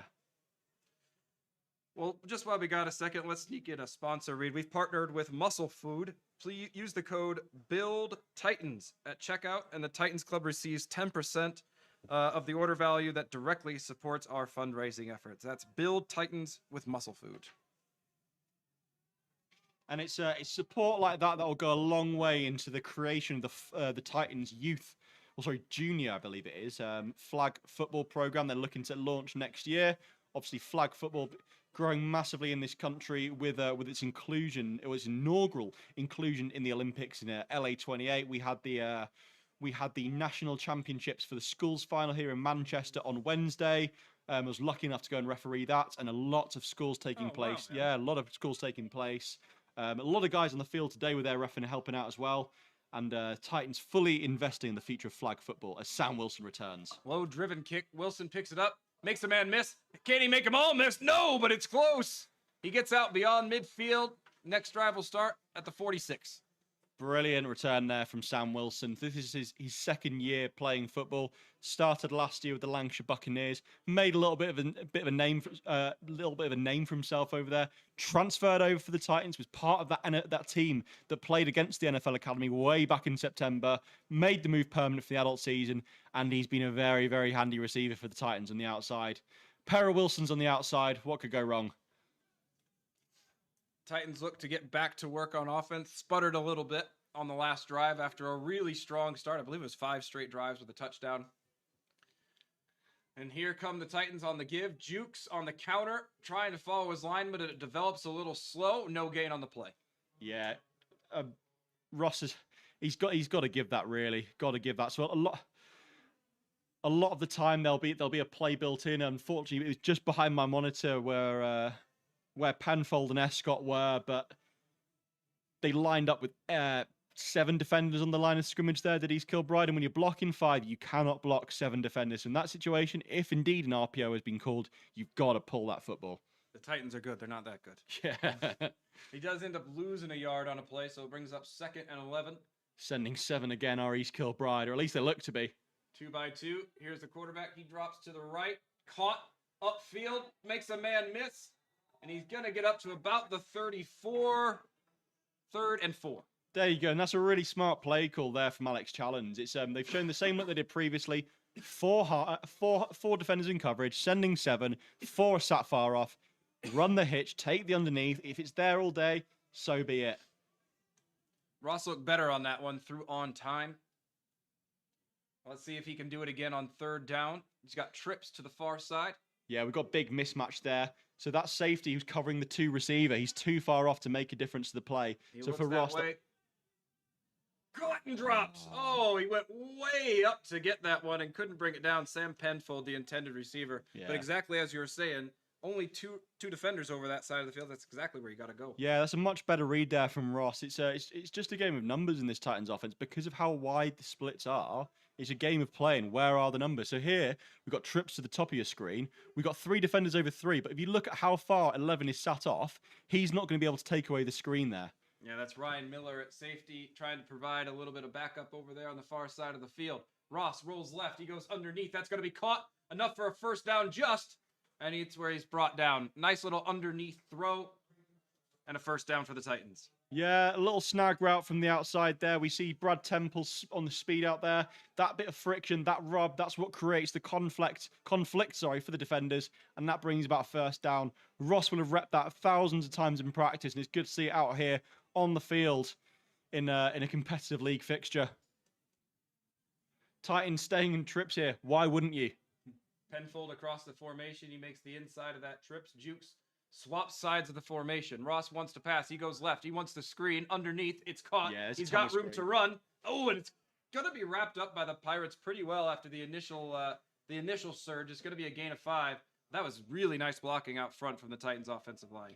Yeah, to see Challenge going into his bag of tricks for the first time today. We've not seen that tunnel screen an awful lot, but if you watch the interior 3 of that offensive line will release shortly after the play, and they'll be looking to kick out DBs. And what a horrible matchup that is. The last thing you want is a Dowling running at you if you're a small Scottish DB. Either one of them. So they stay in that trip to the short side. Ross gives middle to Jukes. He's going to break a tackle, and he's going to go rumbling for 5 more. That's a first down on a gain of 10. That's what he does. That's what Nathan Jukes does. That's what he brings to the side. 7. Sorry, gain of 7. I got excited there. I wanted to give him the extra yard. But nevertheless, it is a first down. Titans rolling here on offense as their mixture of run and pass. And now they flip the trips back to the wide side of the field. Ross in shotgun. He's going to roll that way. Pirates give chase on the backside. He's got to get rid of it, and he doesn't. He's going to be wrapped up for the sack. Took a little bit too long on that decision. So that's the exact same play that the Titans ran for the Sam Wilson touchdown there earlier in the first quarter of the game. And if you look on that at the bottom of your screen there, that grass post sat there around the 10-yard line was a wide open. Might have been Escott, but either way, he was sat down wide open. And maybe it's his lack of experience in this offense for Alex Ross. Maybe that's just showing through a little bit there because that was a perfect play call again from Alex Challens. Frustrating as a coach when you call the right play. Exactly, but Chal will know that. Trips again. Oh, it's empty, in fact, for the Manchester Titans. Jukes to the bottom of the screen at wide out. 2nd and 17. They go deep. He wants the one-on-one. He's got him. Oh, a really nice throw, but just to the wrong shoulder, and it falls incomplete. Yeah, it's a hard ball to track that one over the back shoulder. Looks a lot easier on film and on a live stream than it is in person, especially when you've got 2 Premiership defenders in close coverage there. I mean, he did break through that. We saw that with the Pirates as well, when the defenders are sort of sitting, and then you can just sort of glide right past them to hit the deep ball. But it brings up a long third down for the Titans. Ross looks left. He wants to come back to the middle, shakes the defender. Can he stay on his feet? He does. He gets his eyes back upfield, back of the end zone, incomplete. That's really, really good poise from Ross. When you've got defenders screaming in your face as a young quarterback like Ross is, it's so easy to panic, to fluster. He breaks the sack, eyes straight downfield, finds a wide open, well, I say wide open, finds a relatively open Sam Penfold. Yes, the pass isn't complete, but that's a really nice bit of heads-up football there from Alex Ross to keep the play on track. Lankowski comes out for what will be quite a long field goal attempt here. Call it about 42 yards or so. I think these are 12-yard end zones. That would make it 42. Up. Got the distance. Is it through the pipes? Yeah. It is. Three 40 more for the Titans. 42 from the spot, but from the line of scrimmage, what, we're a 25-yard line plus 12, 37 yards. That's bread and butter work. I mean, he didn't even look like he had to put his full leg into it. We saw how far he was kicking those extra points. He's clearly got it. He kicks those in his sleep. Titans put together a pretty good drive there. Underneath, didn't hit the big play that time, but showed that they could put a drive together. Just stalls at the end. Look, and that's a drive with a quarterback. He wasn't on the roster last year. Or if he wasn't on the game day roster, last year. So it's a nice drive from Alex Ross, and I'm sure we'll see him again before the close of the half. So it's 38-6 to the Titans. Just to recap a little bit, they came out on fire to start this game. Absolutely.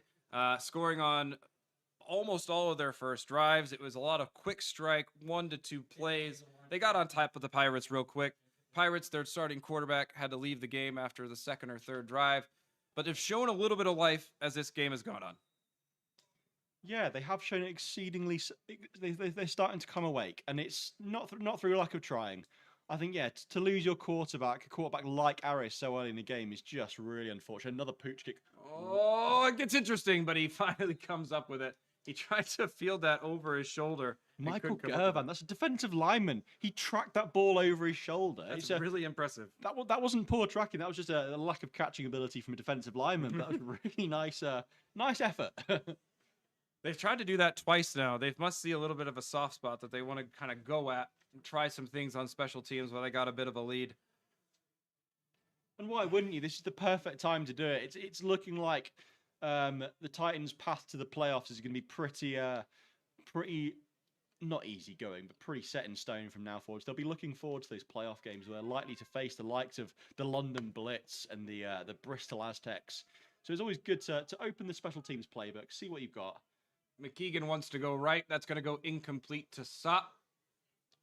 Yeah, that running back, that flare route out to Sop just hasn't worked today. It's not because of McKeegan's fault. It's just because Sop just can't bring them in.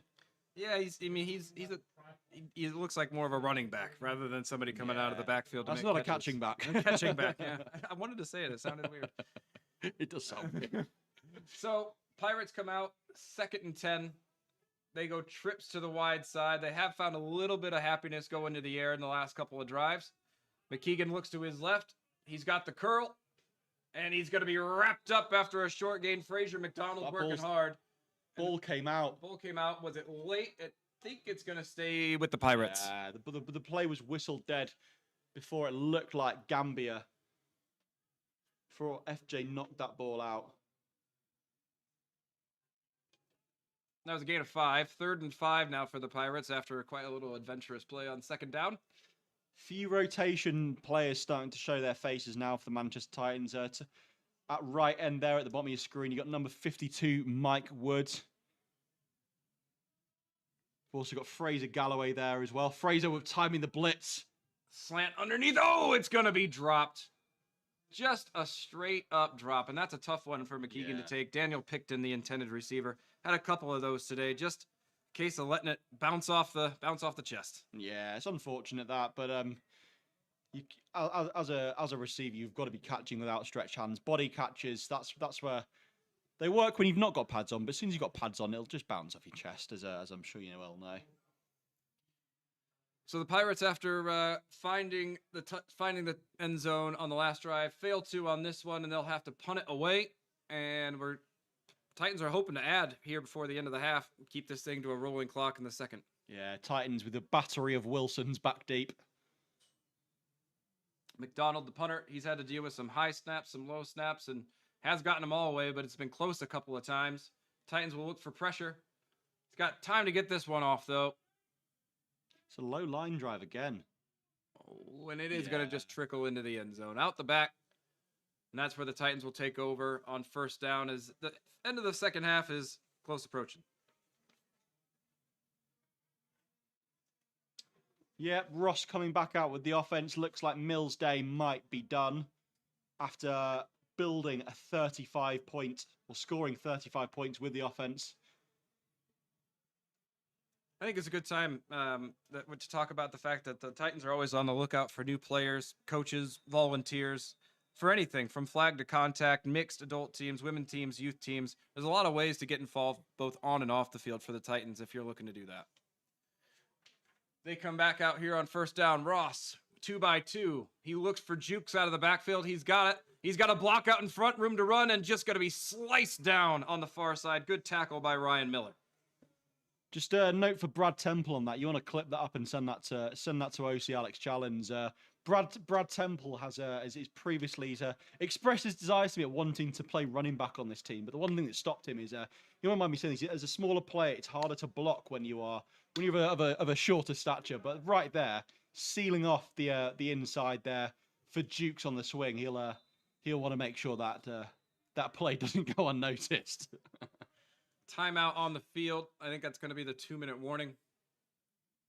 Because I don't see a call. Yeah, 2-minute warning. Yeah. So Titans in the 2-minute offense. See if they can strike again before halftime. That was a really nice block out there on that previous play. It was really nice. Jukes got the opportunity to turn the corner because of that block. That was really nicely done. Pirates playing with fire again to the near side. 3 over 3 as they look stack the box. Jukes goes to the middle. He's going to find a seam. Away he goes. Over midfield. Can he make it? It's going to be a foot race. 20, 10, 5. Touchdown, Jukes. Touchdown, Titans. Amazing.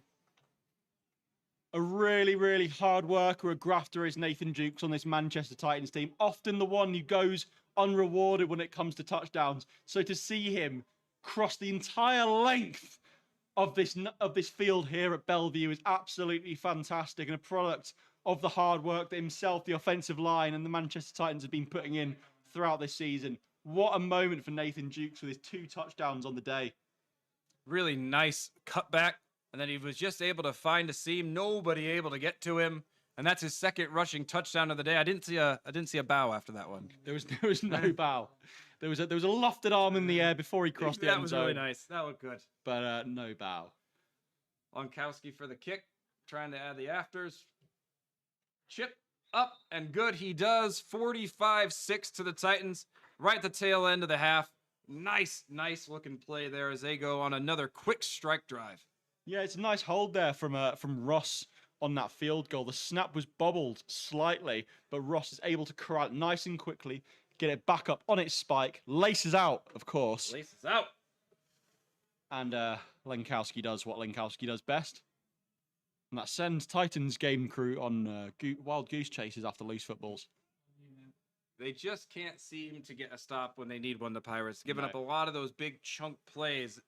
It's just tough. I mean, not to say that the Titans haven't tried to earn it on a couple of drives, but when you're giving up those big plays, it's hard to keep them corralled on defense. Was that another one-play touchdown? Was there a play before that? I think it was 2 plays on that one. Yeah. Yeah, it was a swing to Jukes and then a run for Jukes. One-man touchdown. I like that.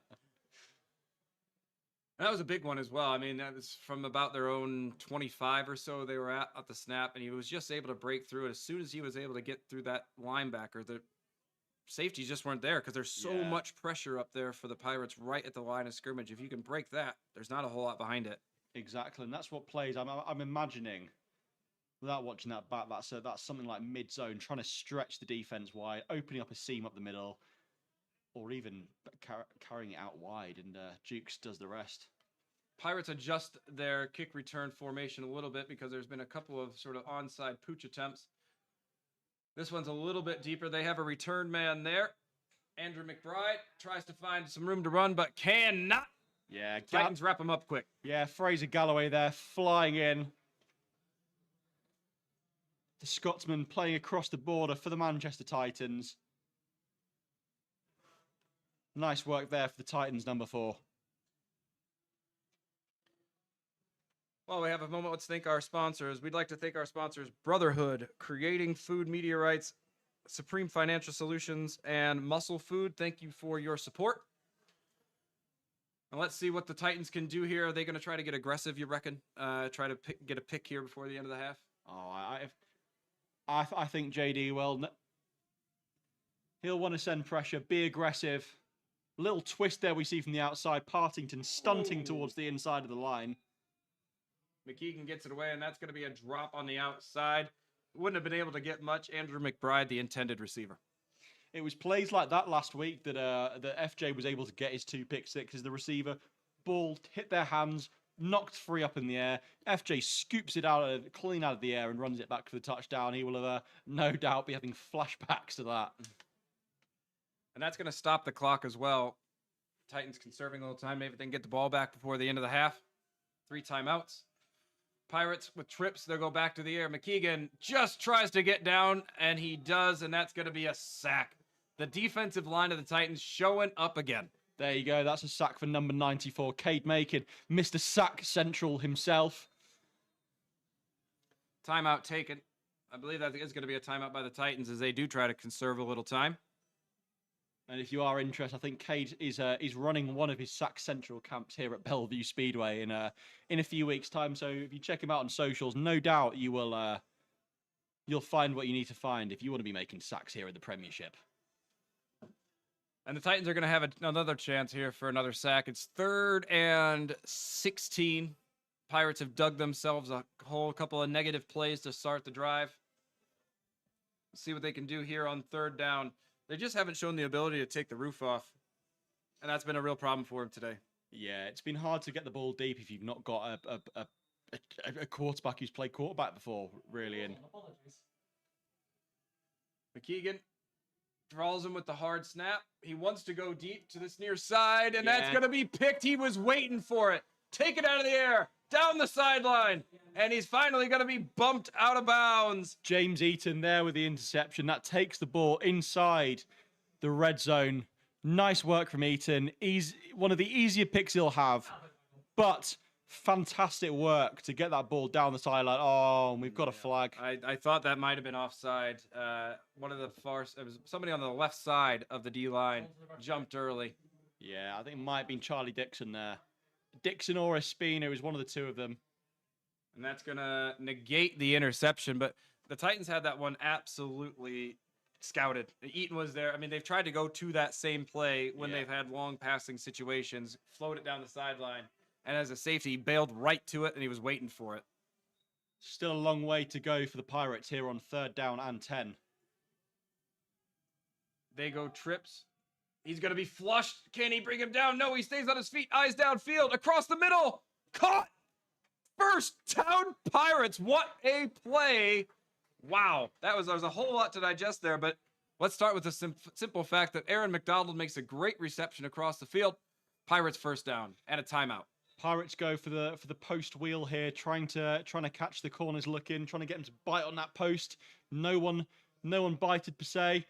And after a bit of a wheel around from our standing quarterback McKeegan, he's able to fire a strike downfield, finds McDonald. That was a really nice play by McKeegan. The fact that he was able to stay on his feet and have the confidence to throw late to the middle of the field. I mean, that could have ended in disaster 3 different ways, but it comes up with a positive play for the Pirates. Not many people can throw across the Titans defense down the middle and come away unscathed. Well, not just unscathed, but to advance it for a first down. And they call timeout after the play, trying to conserve a little bit of time. About a minute left in the half. I think that's the Pirates' first timeout. They got 2 left. Titans took one earlier on this drive as well. I wonder if they like the look they got there on that post wheel. So you'll have the 3 receiver there on the post. Oh, sorry, no, you won't. You'll have the 2 or 3 receiver on the wheel, 1 on the post, and there was a little leak out. I'm not sure whether it's from the 3 or from the running back there. But they want to try and get the Titans playing greedy here, looking for picks, looking for easy interceptions, trying to exploit that, but no luck so far. However, they are able to throw that strike downfield. Russ O'Neill's been the running back on this drive. He stays out. Andrew McBride, the inside receiver. Frazier McDonald at the bottom of your screen. McKeegan goes to work on first down, trying to put up points near the end of the half. He looks to McDonald, down this near side, to the pick again.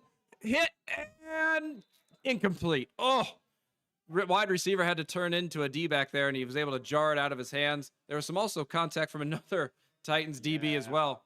There's a bit of a clash between McDonald, James Eaton trying to get the pick there. Looked like he might have come down with it, and then Josh Balala was the cornerback in coverage there. Again, that's Josh beat into the outside there. McDonald had a step on Josh there. But it was some nice work from James Eaton to come in there and make sure he didn't come down with it. Second down, back to the air, slam. Incomplete. Almost there for FJ there, wearing number 13.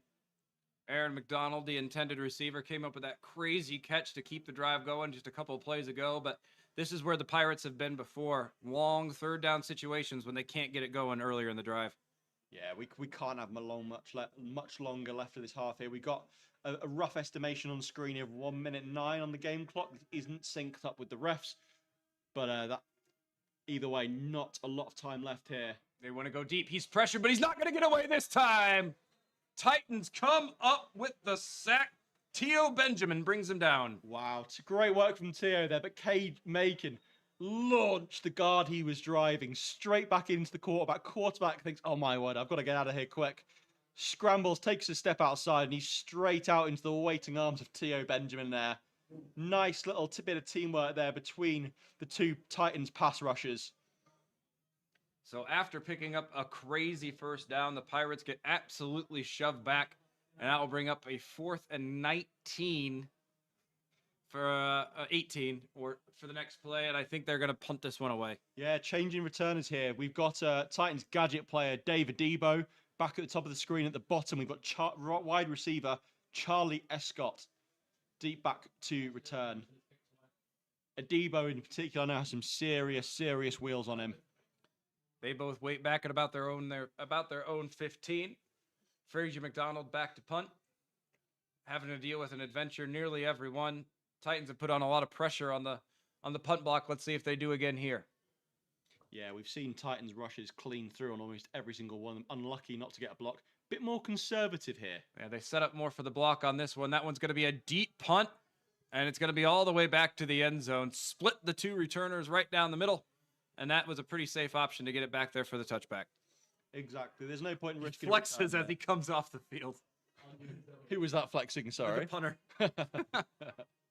Can you flex over kicking a touchback? I don't know. Some of the other ones have only gone like 8-10 yards. So, I mean, that one is pretty good. I mean, they flip the field either way. Hats off.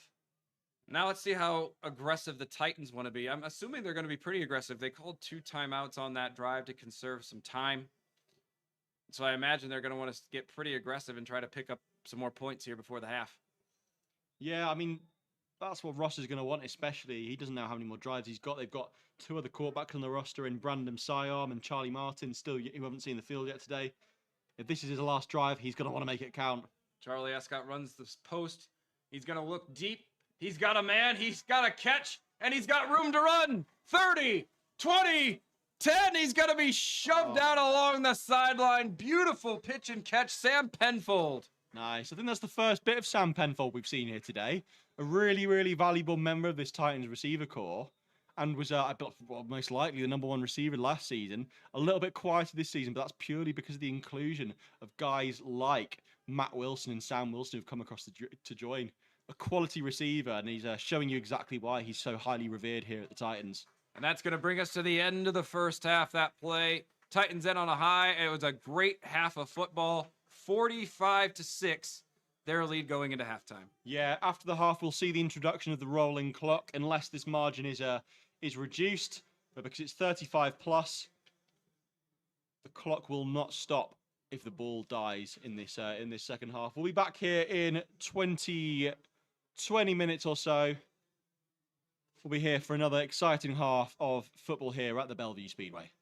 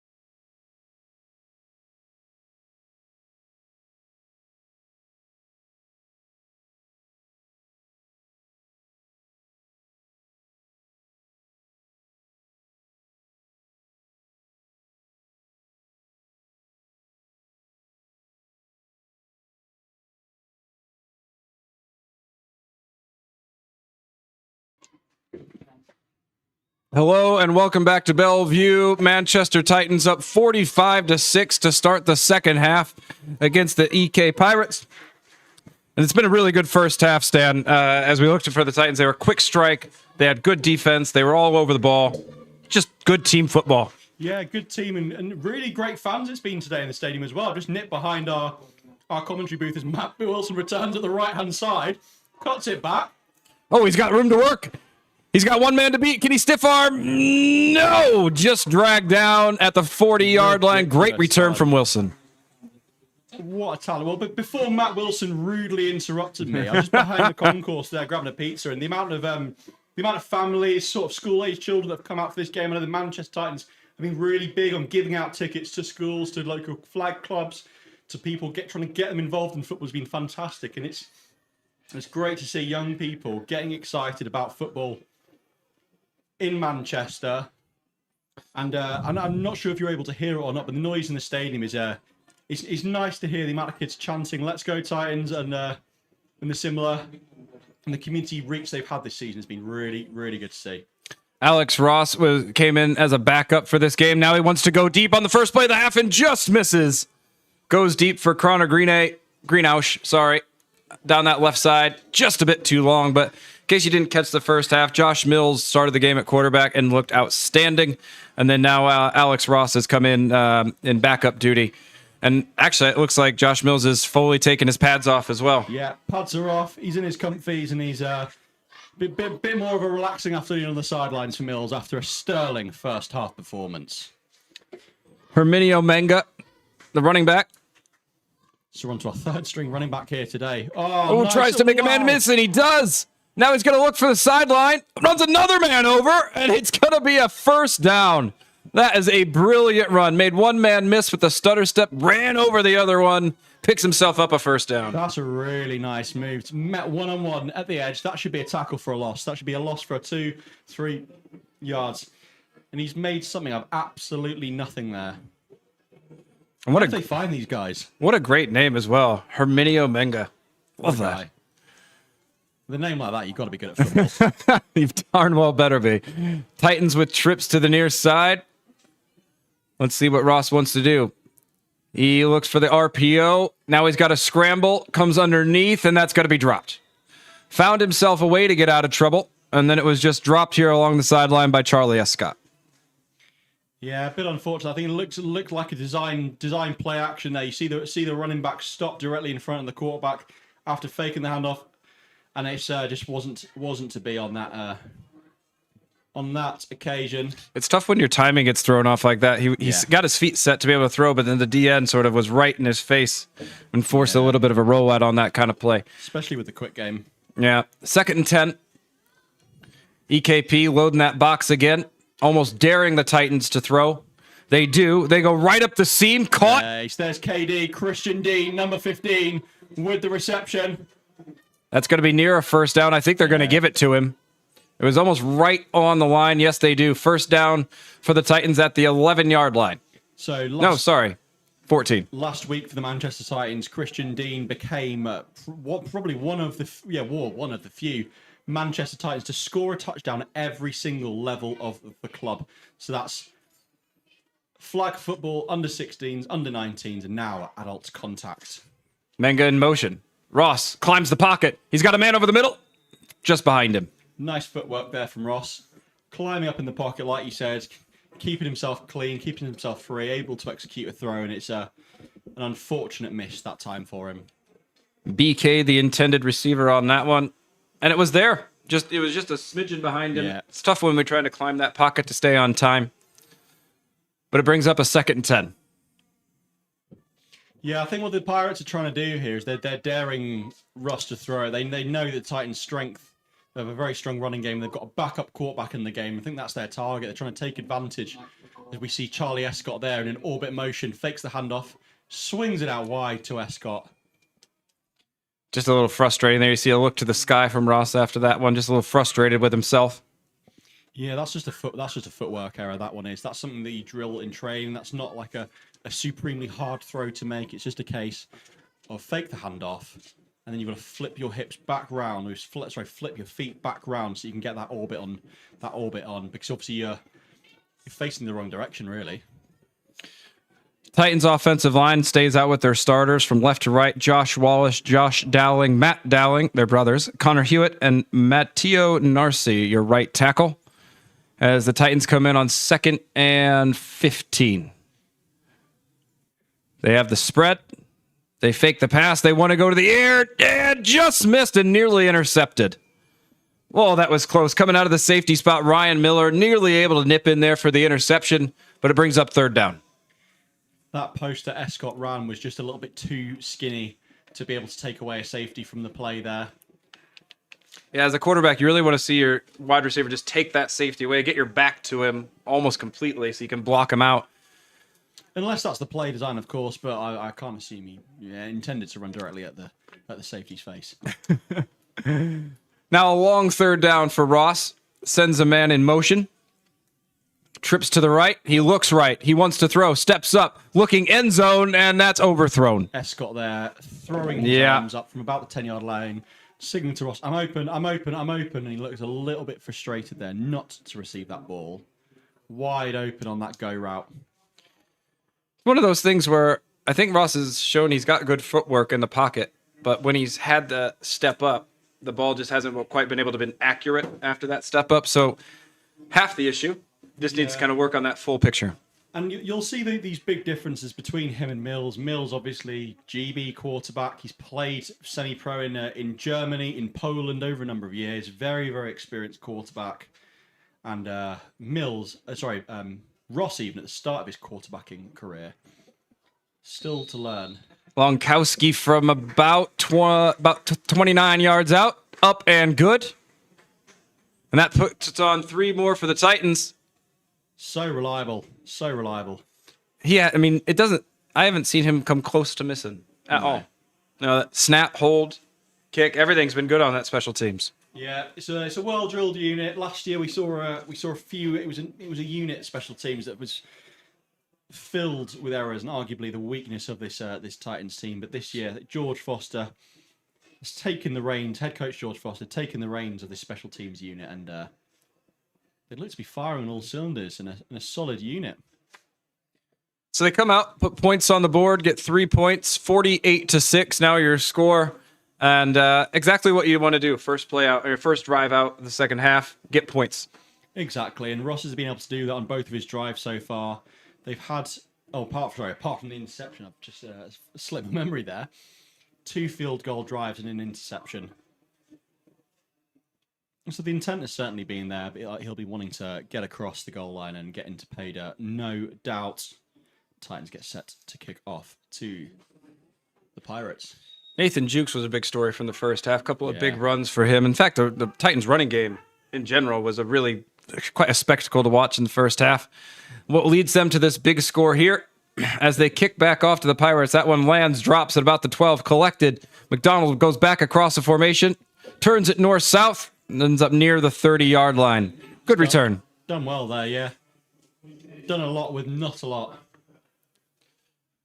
And now we'll see what the Pirates bring back out to second half. They had a chance to sit over there, decide how they want to attack this Titans defense. The only place where the Titans have looked a little bit uneasy defensively is when the ball's been going deep. Yeah. Couple of plays, couple of looks that have been really either near big plays or have been. Yeah. The touchdown include them down here in the goal line where he got behind the corner. Yeah, I think that's the danger when a lot of these cornerbacks, in a lot of the different coverages they'll use, they'll be playing the underneath an awful lot. And so when they do get tested deep and stretched. Titans show blitz. McKeegan drops, and that's going to be behind. It's an absolute dart of a throw, that. Yeah, I had a little over-under, and I kind of went right between him. I think he was looking for the underneath route, but threw it behind him. Yeah. 2nd and 10. That's where the Pirates have done pretty well in the passing game when it's been in and out. Get it out of the hands. Yeah, the underneath is where they're going to be able to find success, if any, against this Titans defense. A little bit of change here. So we've got Eaton and Ward out the game at safety. So we've got Harry McDermott, who I mentioned briefly earlier, and Clement Magaji. Oh, Titans pressure out here on the outside, and that one's going to be broken up. Good play on the outside. Nice work from FJ on the coverage. Nice work from FJ. Fantastic athlete. Yeah, it looks like the Titans are really wanting to blitz as well. Every play you're seeing somebody walked up and not backing off. They are just coming right downhill, challenging the Pirates offensive line to stand up to it. 2nd and 10. Fantastic rush there from Joe Partington. You saw him dip and rip to the outside there. Straight through. Any reason he didn't get a sack is because the quarterback just kept running backwards. McKeegan tries to dump off to stop, incomplete. I have to give it. McKeegan as a backup quarterback has had a couple that didn't look so good, but overall has thrown the ball pretty well a few times. Yeah, he's not been bad at all. Not been bad at all. But that brings up the punting situation for the Pirates. They'll have to punt this one away. Weren't able to get too much going on that drive, and it's really been if they can get something on 1st and 2nd down, the Pirates are usually generally ticking over pretty well. But when they get stuck in those long 3rd downs, they have struggled to dig themselves out of a hole. Special teams punts have been interesting as well. The snaps have been a little low, a little high. Fraser McDonald, the punter, has handled him pretty well today. Oh, it's an end over end. Oh, that one's going to be blocked. They finally get home. It's going to be rolling on the turf. They collect. Titans looking for dirt. Can he stay in bounds? He does, but he's going to be dragged out at the 7. The Titans have been threatening to get that all day long. They finally do. Abdul Madugu finally gets in there, sticks up that big hand. And he's so nonchalant about it as well. Abdul Madugu just strolling off on the sideline like it's nothing. Walk in the park for him. This has been great hustle from Rory Dodson to recover it. And Alex Ross. This has got to be his chance, surely. Yeah, now you want to get one. I want to say it from Madugu there. I mean, that was sort of a one-person rush. He was the only one that broke through, and it was just an individual effort. He still got blocked, but just sold out, put up a hand, and got lucky. That'll all be designed though from the Titans. They're only sending 4 or 5 at these at their punt unit, trying to clog up the blockers, leaving Madugu free through design because they know that he's the guy that's going to make stuff happen for them. Ross looks left. Now he's going to run. Oh, it's a QB Tries to RPO. step up, and the Pirates read that one. He's going to be upended after no gain. So that's a swing RPO from the Titans there. You saw there, I think it's Herminio swinging out wide. Ross sees the gap open up in the middle. So we're basically playing the game pig in the middle of the linebacker. If the linebacker takes Herminio out wide, then Alex Ross is going to keep up the middle and run it like a QB dive essentially. But if the linebacker stays central, then Ross is going to pitch it out wide to Herminio. It was the right read from Ross, but he didn't quite have the speed to make that one happen there. Pirates load the box. They got a one-on-one back out here to the near side. Wouldn't be surprised if we see this roll out here to the left. Menga switches sides. Ross looks right. He's got the one-on-one. Goes for the slant. Just a bit low. It's wide open. Great route there from Wilson. You've got about a yard of separation there, but it's just a little bit too short there from Ross. That's exactly where that play needed to go. I mean, it was a good read. It was one-on-one out there. Everything else was clogged up. It was the right place to go. That's the read. And I think you saw Wilson there signal behind him, so it's likely that's an option route there. So the decision will be, it'll be go or slant for the most part. And because the defender had sat off that far, then you want to run the slant. If you're pressed up, then you trust Wilson to run that fade, run that go as he did. He did last time out here, in fact, against the Coventry Phoenix. So the Titans flip the formation. They go trips now to the near side. Got the one-on-one to the top of the screen now. Ross looks over the defense. A lot of pressure coming from EKP. They show pressure. They bring pressure. Now they go into the one-on-one. It's a jump ball. There you go. That's a nice, incomplete. Nicely placed ball, I think. Maybe could be slightly higher. You always talk about with these jump balls, put him up on the top shelf where only the big boys can reach him, and it could have just been used with being like a touch higher from Matt Wilson there, but I've got no issues with that throw at all. I think the DB put himself in the right position to break up that play. Yeah, I would agree. Wilson, he had a hand right in his face. It's tough to time your jump correctly to go up and get that one. Sometimes you got to be a little more lucky than good. Yeah. And just didn't pull that one off. But it brings out the big leg of Lenkowski again. I wonder when we'll see the fake. So we look at both sides of this pass rush here. Sorry, the field goal block unit from the Pirates. They're really, really aggressive. And they've got a quarterback in Alex Ross at holder there. So I'm just wondering, is today the day to break out the fakery, break out something from the special teams playbook, see if it's something that is a valuable use in the playoffs down the stretch? Well, Alex Lenkowski would be mad about it because he wouldn't get his points. But he picks up 3 more. That brings the score to 51-6. All phases of the game working well, but the Titans get the short field, are unable to convert on a couple of pass plays.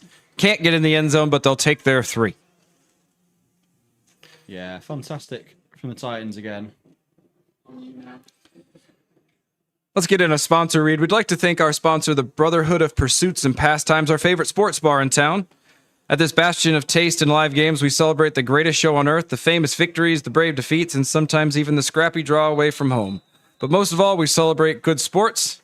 Thank you to the Brotherhood for supporting the Manchester Titans. And they're having a whale of a game here today to stand 51-6, and the defense continues to look good. Yeah, it's a huge score. We're only in the third quarter. This will be a rolling quarter now. Yeah, rolling clock. There you go. Oh, and so that means that is the end of the third quarter. Happens very quickly. Yeah. When you got a rolling clock, 15 minutes, runs, doesn't stop unless there's a timeout. And that brings us to the end of the third quarter. Titans able to add on 6 more. So this is looking quite exciting here. We've got Charlie Martin with a helmet on, throwing warm-up passes with Josh Mills and Sam Wilson down to the left here. He's worked really hard in his rehab, really hard for his recovery. What happened to him again? What was his injury? So it was a play. It was against the University of Manchester Tyrants playing for the Lancashire Rams. It was a rollout right. Martin unable to get the ball out, and as he's tackled to the floor, it's an awkward landing. There he is. You can see him on the screen there, 16. Yeah, he takes an awkward landing, and it's I think it was something to do with his rotator cuff. I'm awful when it comes to anything biology related. Something with his upper body though. Yeah, throwing arm. To do with his throwing arm, shoulder, and it took him out of the game, took him out the playoff run for the Rams. But he's back. He's warming up on the sideline now. See if he can get a chance to come back out when the Titans get the ball. But it's going to be the Pirates first. That one's going to go all the way through. Lenkowski with another touchback, just like clockwork. And that's where the Pirates will take over on the touchback on first down. Yeah, I spoke to coordinator Alex Challenge during the week, and he said that he'd like to get Martin at least one drive would be the goal here. Obviously, Titans are up. You don't want to risk someone on the way back from injury, but at the same time, playoffs are approaching, and they'll be wanting to open up the quarterback competition. If you've got two great quarterbacks, which we know the Titans do, then they want to make sure they've got those competing together, bettering themselves and the team, of course.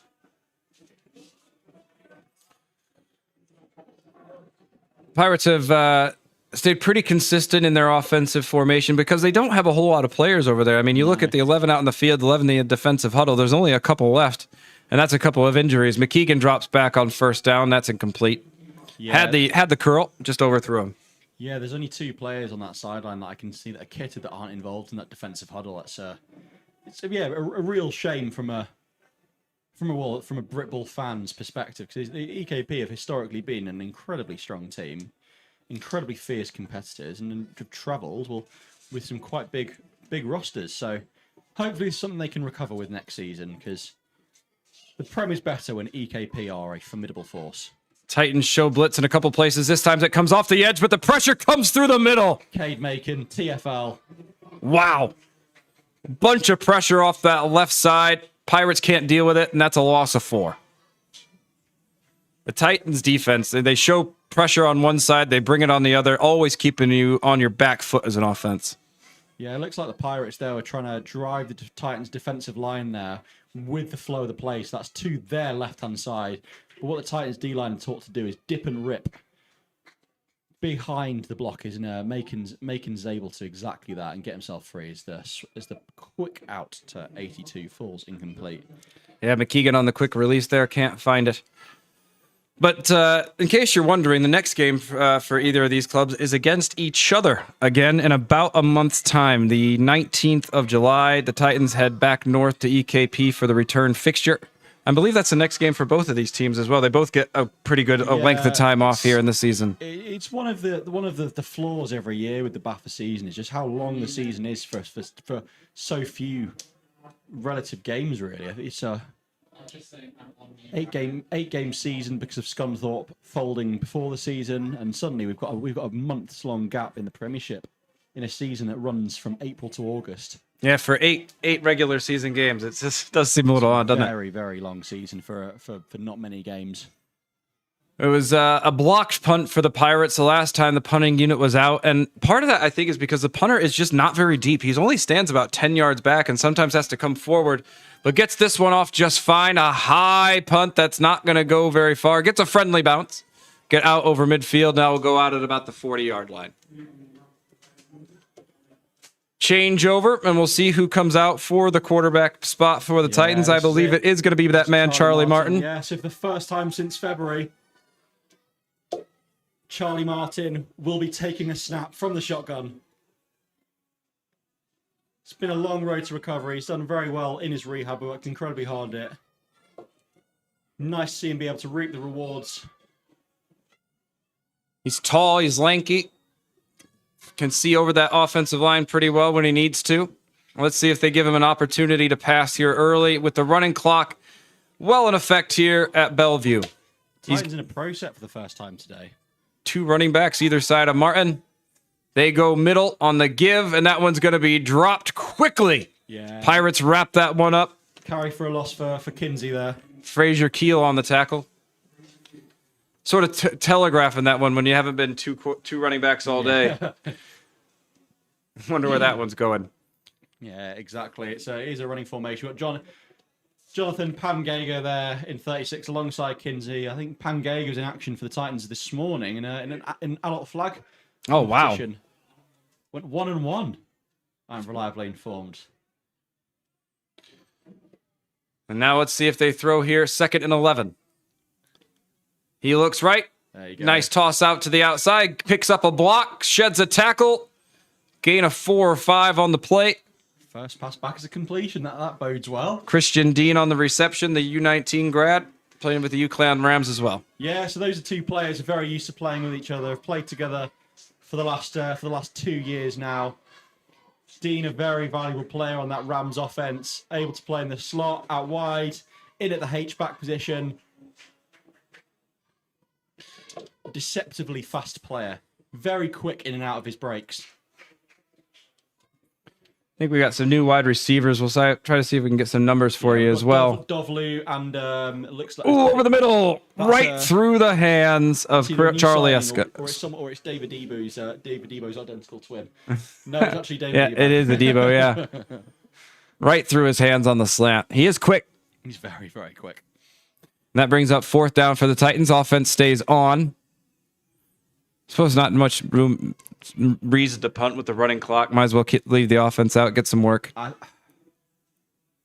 I think they're going to want to protect the scoreline purely because if there is a tiebreaker in terms of the points total, then it's points conceded that is used as a tiebreaker. So I would say they would punt in this situation. Here he is, Charlie Martin running out to the right. Steps up, but he's just going to be ran out of bounds. Yeah. Loses about 5 or 6 on the play, and that will be a turnover.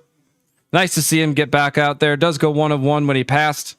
And I'm sure it's just nice to get back up to game speed. Exactly. Doing the smart thing there, protecting his shoulder, protecting his body. Yeah, I'm surprised the Titans didn't punt it there because this is favourable field position for the... a lot of faith in that defense. Yeah. Because when it comes to seeding, they're going to want to make sure that they are the number 1 seed in the north and number 2 seed in the country. They're competing with the Bristol Aztecs and the London Blitz in the south. I think the Aztecs are the only other undefeated team right now in the Prem. Yeah. And the Aztecs are taking on the Blitz tomorrow. 1st and 10 for the Pirates. McKeegan in the shotgun. Gives to Sop, and that one's going to be wrapped up straight away. Rory Dodgson there on the tackle for a loss. Doesn't get much easier than that for him.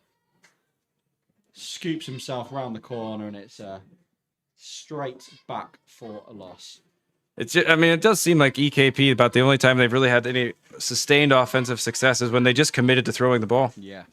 They're not going to... They've really struggled, and understandably so, to run on this Titans defense. 2nd and 12.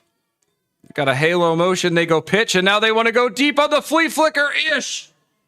But it's incomplete. Call it a wide receiver pass. I'd count that as a flea flicker. That's flea flicker-esque, isn't it? Flea flicker-esque. Fraser McDonald comes around from the X, gets the pitch from McKeegan, and he decides to chuck it deep. And it's just out of the reach of the receiver, brings up 3rd and 12. I like that. Flea flicker. It's not a flea flicker because it didn't go back It's to the same quarterback. effect. It's to the same. It's just a trick pass, isn't it? Yeah. Double pass, yeah. I was playing a game against the Glasgow Tigers one year, and they did that on the first play, a running back pass. I was like, oh, bringing it. I love it. Half-back toss. Run it up to just before the line of scrimmage. Sop looking for room up the middle. He has a gain of 3, but just like all day, right away, somebody on him, dragging right there after the ball's handed off. That brings up 4th down for the Pirates. They'll stay on the field as well. Mike Wood, an absolutely fantastic coach, defensive coordinator for the Lancashire Buccaneers under-19s team, and the defensive line coach for the University of Lancashire Rams. Listen to those fans down there. I love hearing those kids leading chants. Right. And here's a nickel blitz. Gets away quickly. That one's going to be picked up. Can he find a way of room on the edge? He sort of does. Finally gets away, but cannot pick up the first down. Ends up about 3 yards short, and that will be a turnover. Andrew McBride on the reception. I can hear something along the lines of a knick-knack, paddywhack, give a dog a bone, something, Pirates going home. Yeah. That's damn creative. I like it. I know. Bit of smack talk going on. Schoolyard smack talk. I love it. Bringing World Cup songs to the stands here. This half won't have much time left in it with the rolling clock. I think we got about 5 minutes left, and that means that Charlie Martin gets another go here at quarterback for his second drive. Yeah, there is a 4th quarterback on the Titans roster, Brandon Sion from the University of Manchester Metropolitan University. Don't believe he's here today, so it could be Martin to see out the drive today. Hand off to Kinsey. Little spin move. Oh, he's still going. He's just working off the back of the maul. That's beautiful. Amazing. And picks up about 16 on the play. Good patience there. Love that. BK letting you know it's a first down at the bottom of your screen there. Kinsey's one of those guys. He was part of the Titans. He's been part of the Titans for ages. Pre-Premiership days. Took a couple of years out. Came back because he missed it so much. And proving why he's such a valuable member of the squad there. It is nice to know that even further down the roster, you can still hand the ball off and gain yards. As of course, a beautiful thing to have. Titans have always been a pretty deep team. Yes. Carry a lot of people on the sideline. A lot of people with talent waiting for reps. Yeah. Pro set Sam Oladoye to the top of your screen. Martin on the RPO just gets rid of it. He got a little bit confused, reset the feet a couple of times, and just let her rip and got it out of there. Yeah, just this will be like a preseason game for Martin. He's only been throwing for the last 2 weeks or so. Wow, he's back quick. Yeah, he's only been back throwing. It's cleared about 2 weeks ago. A few practice sessions in the book, and he's out slinging the rock again. Good for him. See what they want to do here on second down if they let him throw out of the pro set again. He's got BK down here to the near side and a Dubo. They give middle. And he can't get away from this one. 2 and 3 Pirates have a crack, and they finally drag him down. Yeah, Jonathan Pangega, though, he's going to need a new undershirt. That's one that's been absolutely ripped to pieces. He's having to tuck it into the back of his pants now. But that'll need a replacement after this game, no doubt. Hope it wasn't brand new. Hope it wasn't his lucky shirt. Yeah. 3rd and 11 for the Titans. They stay in that 2-back set, 2 receivers top of the screen. EKP still looking to send tons of pressure. Lots of pressure. And they do up the middle, and it's going to pay off. A lot of Pirates there, but I believe it was Lindsay Eibel who was the first one there. Yeah. All to tackle. Very late whistle there. I think the refs want to get this one done. Yeah. I mean, the whistle won't do. It's not going to stop the clock, is it? 4th down for the Titans. They'll keep the offense on the field for 4th and 12. Yeah, we'll be approaching the 2-minute warning now. 2 minutes, we estimate 2 minutes 40-ish left on the clock. A little easier with the running clock. Yes, definitely. Means I can get back and finish my pizza. It's not even cold. Yeah, it'll still be hot. Martin drops to pass. He wants to go over the middle. Got a man. Oh! A little bit of a hospital pass on that one, but it's actually the defender who comes up on the losing side. If that's Matt or Sam Wilson, you got to think they probably come down with that. It's David Eva, a gentleman of a slightly smaller statute. it's a good throw as well. I mean, he put it with some zip over the middle. Probably should have come up with it. Yeah, that's the area of the field that percentage-wise Martin's strongest at. We saw numerous times last year him hitting the likes of Sam Penfold, Connor Greenhalgh, Brad Temple over the middle on these skinny posts, these seams up the middle of the formation. Very, very strong when it comes to delivering the ball on the rope. Now the Titans are just trying to keep the Pirates at bay. Don't give it any more points on the board. We see the kids on the monitor in front of us, the one leading the chants downstairs. Ooh, McKeegan struggles with the snap, just gets it away. This one's going backwards and wrapped up. Yeah, that's Fraser Galloway. I didn't even need to say a number there. I could see from the ferocity and the anger that he ran with. That is a Fraser Galloway tackle. Slung him to the ground. Aggressive and downhill and did not miss. And I have to say the Titans haven't missed a whole lot of tackles today. I mean, there's been a couple broken ones, but overall, really, really nice day for the Titans defense. That's going to bring us to the 2-minute warning.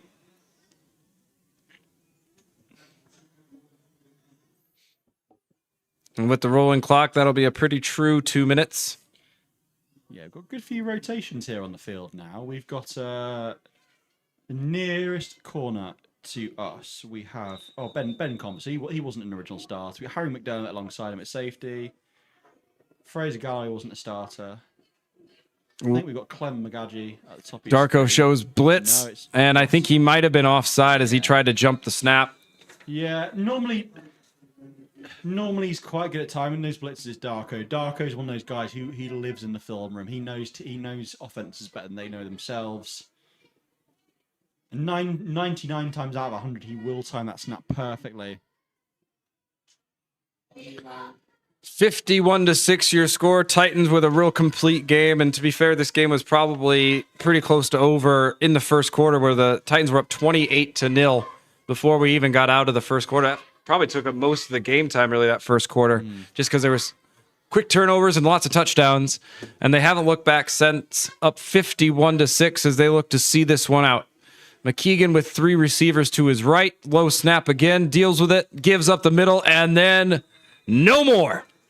Wrapped up in the middle. Bunch of people with the number 90 surround him. And that's how you know it's been a tackle from the interior. Speaking of number 90s, if you take a look there in the trips formation, there was a receiver with the number 97 on.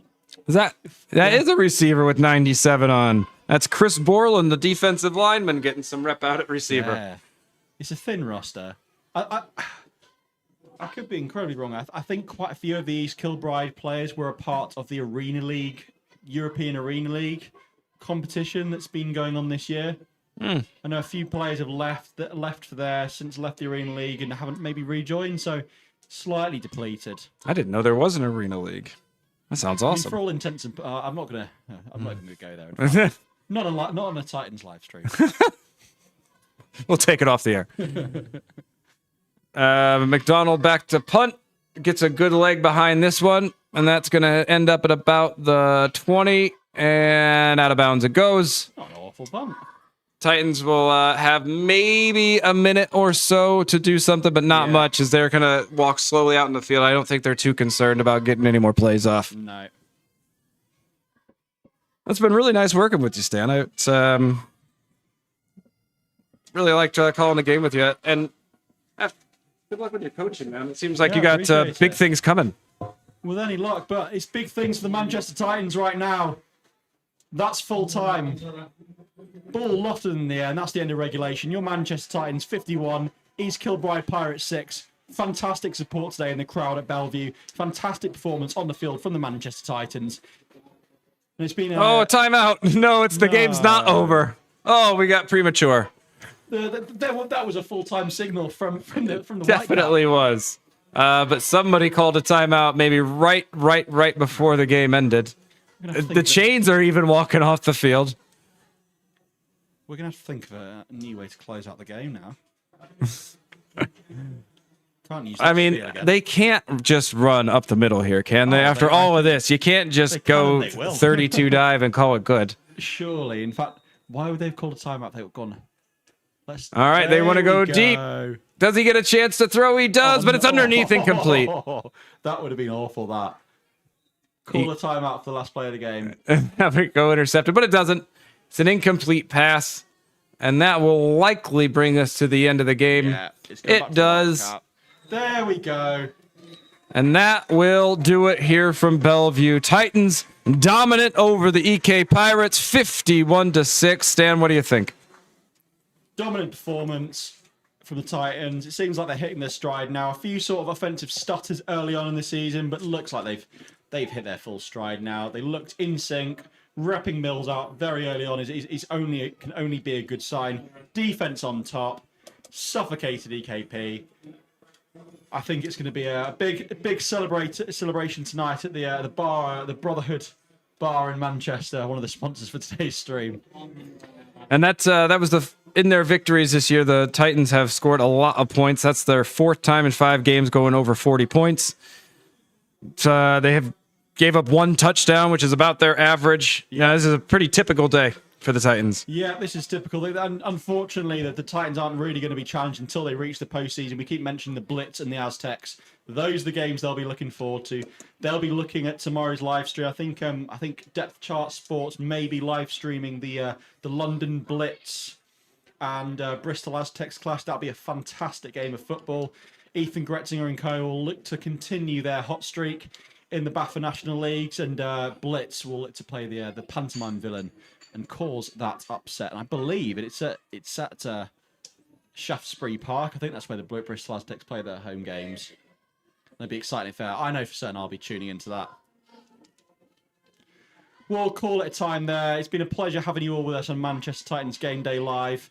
From myself, Stan, and from Taylor sat next to me, thank you very much, and we look forward to catching you soon on the next broadcast.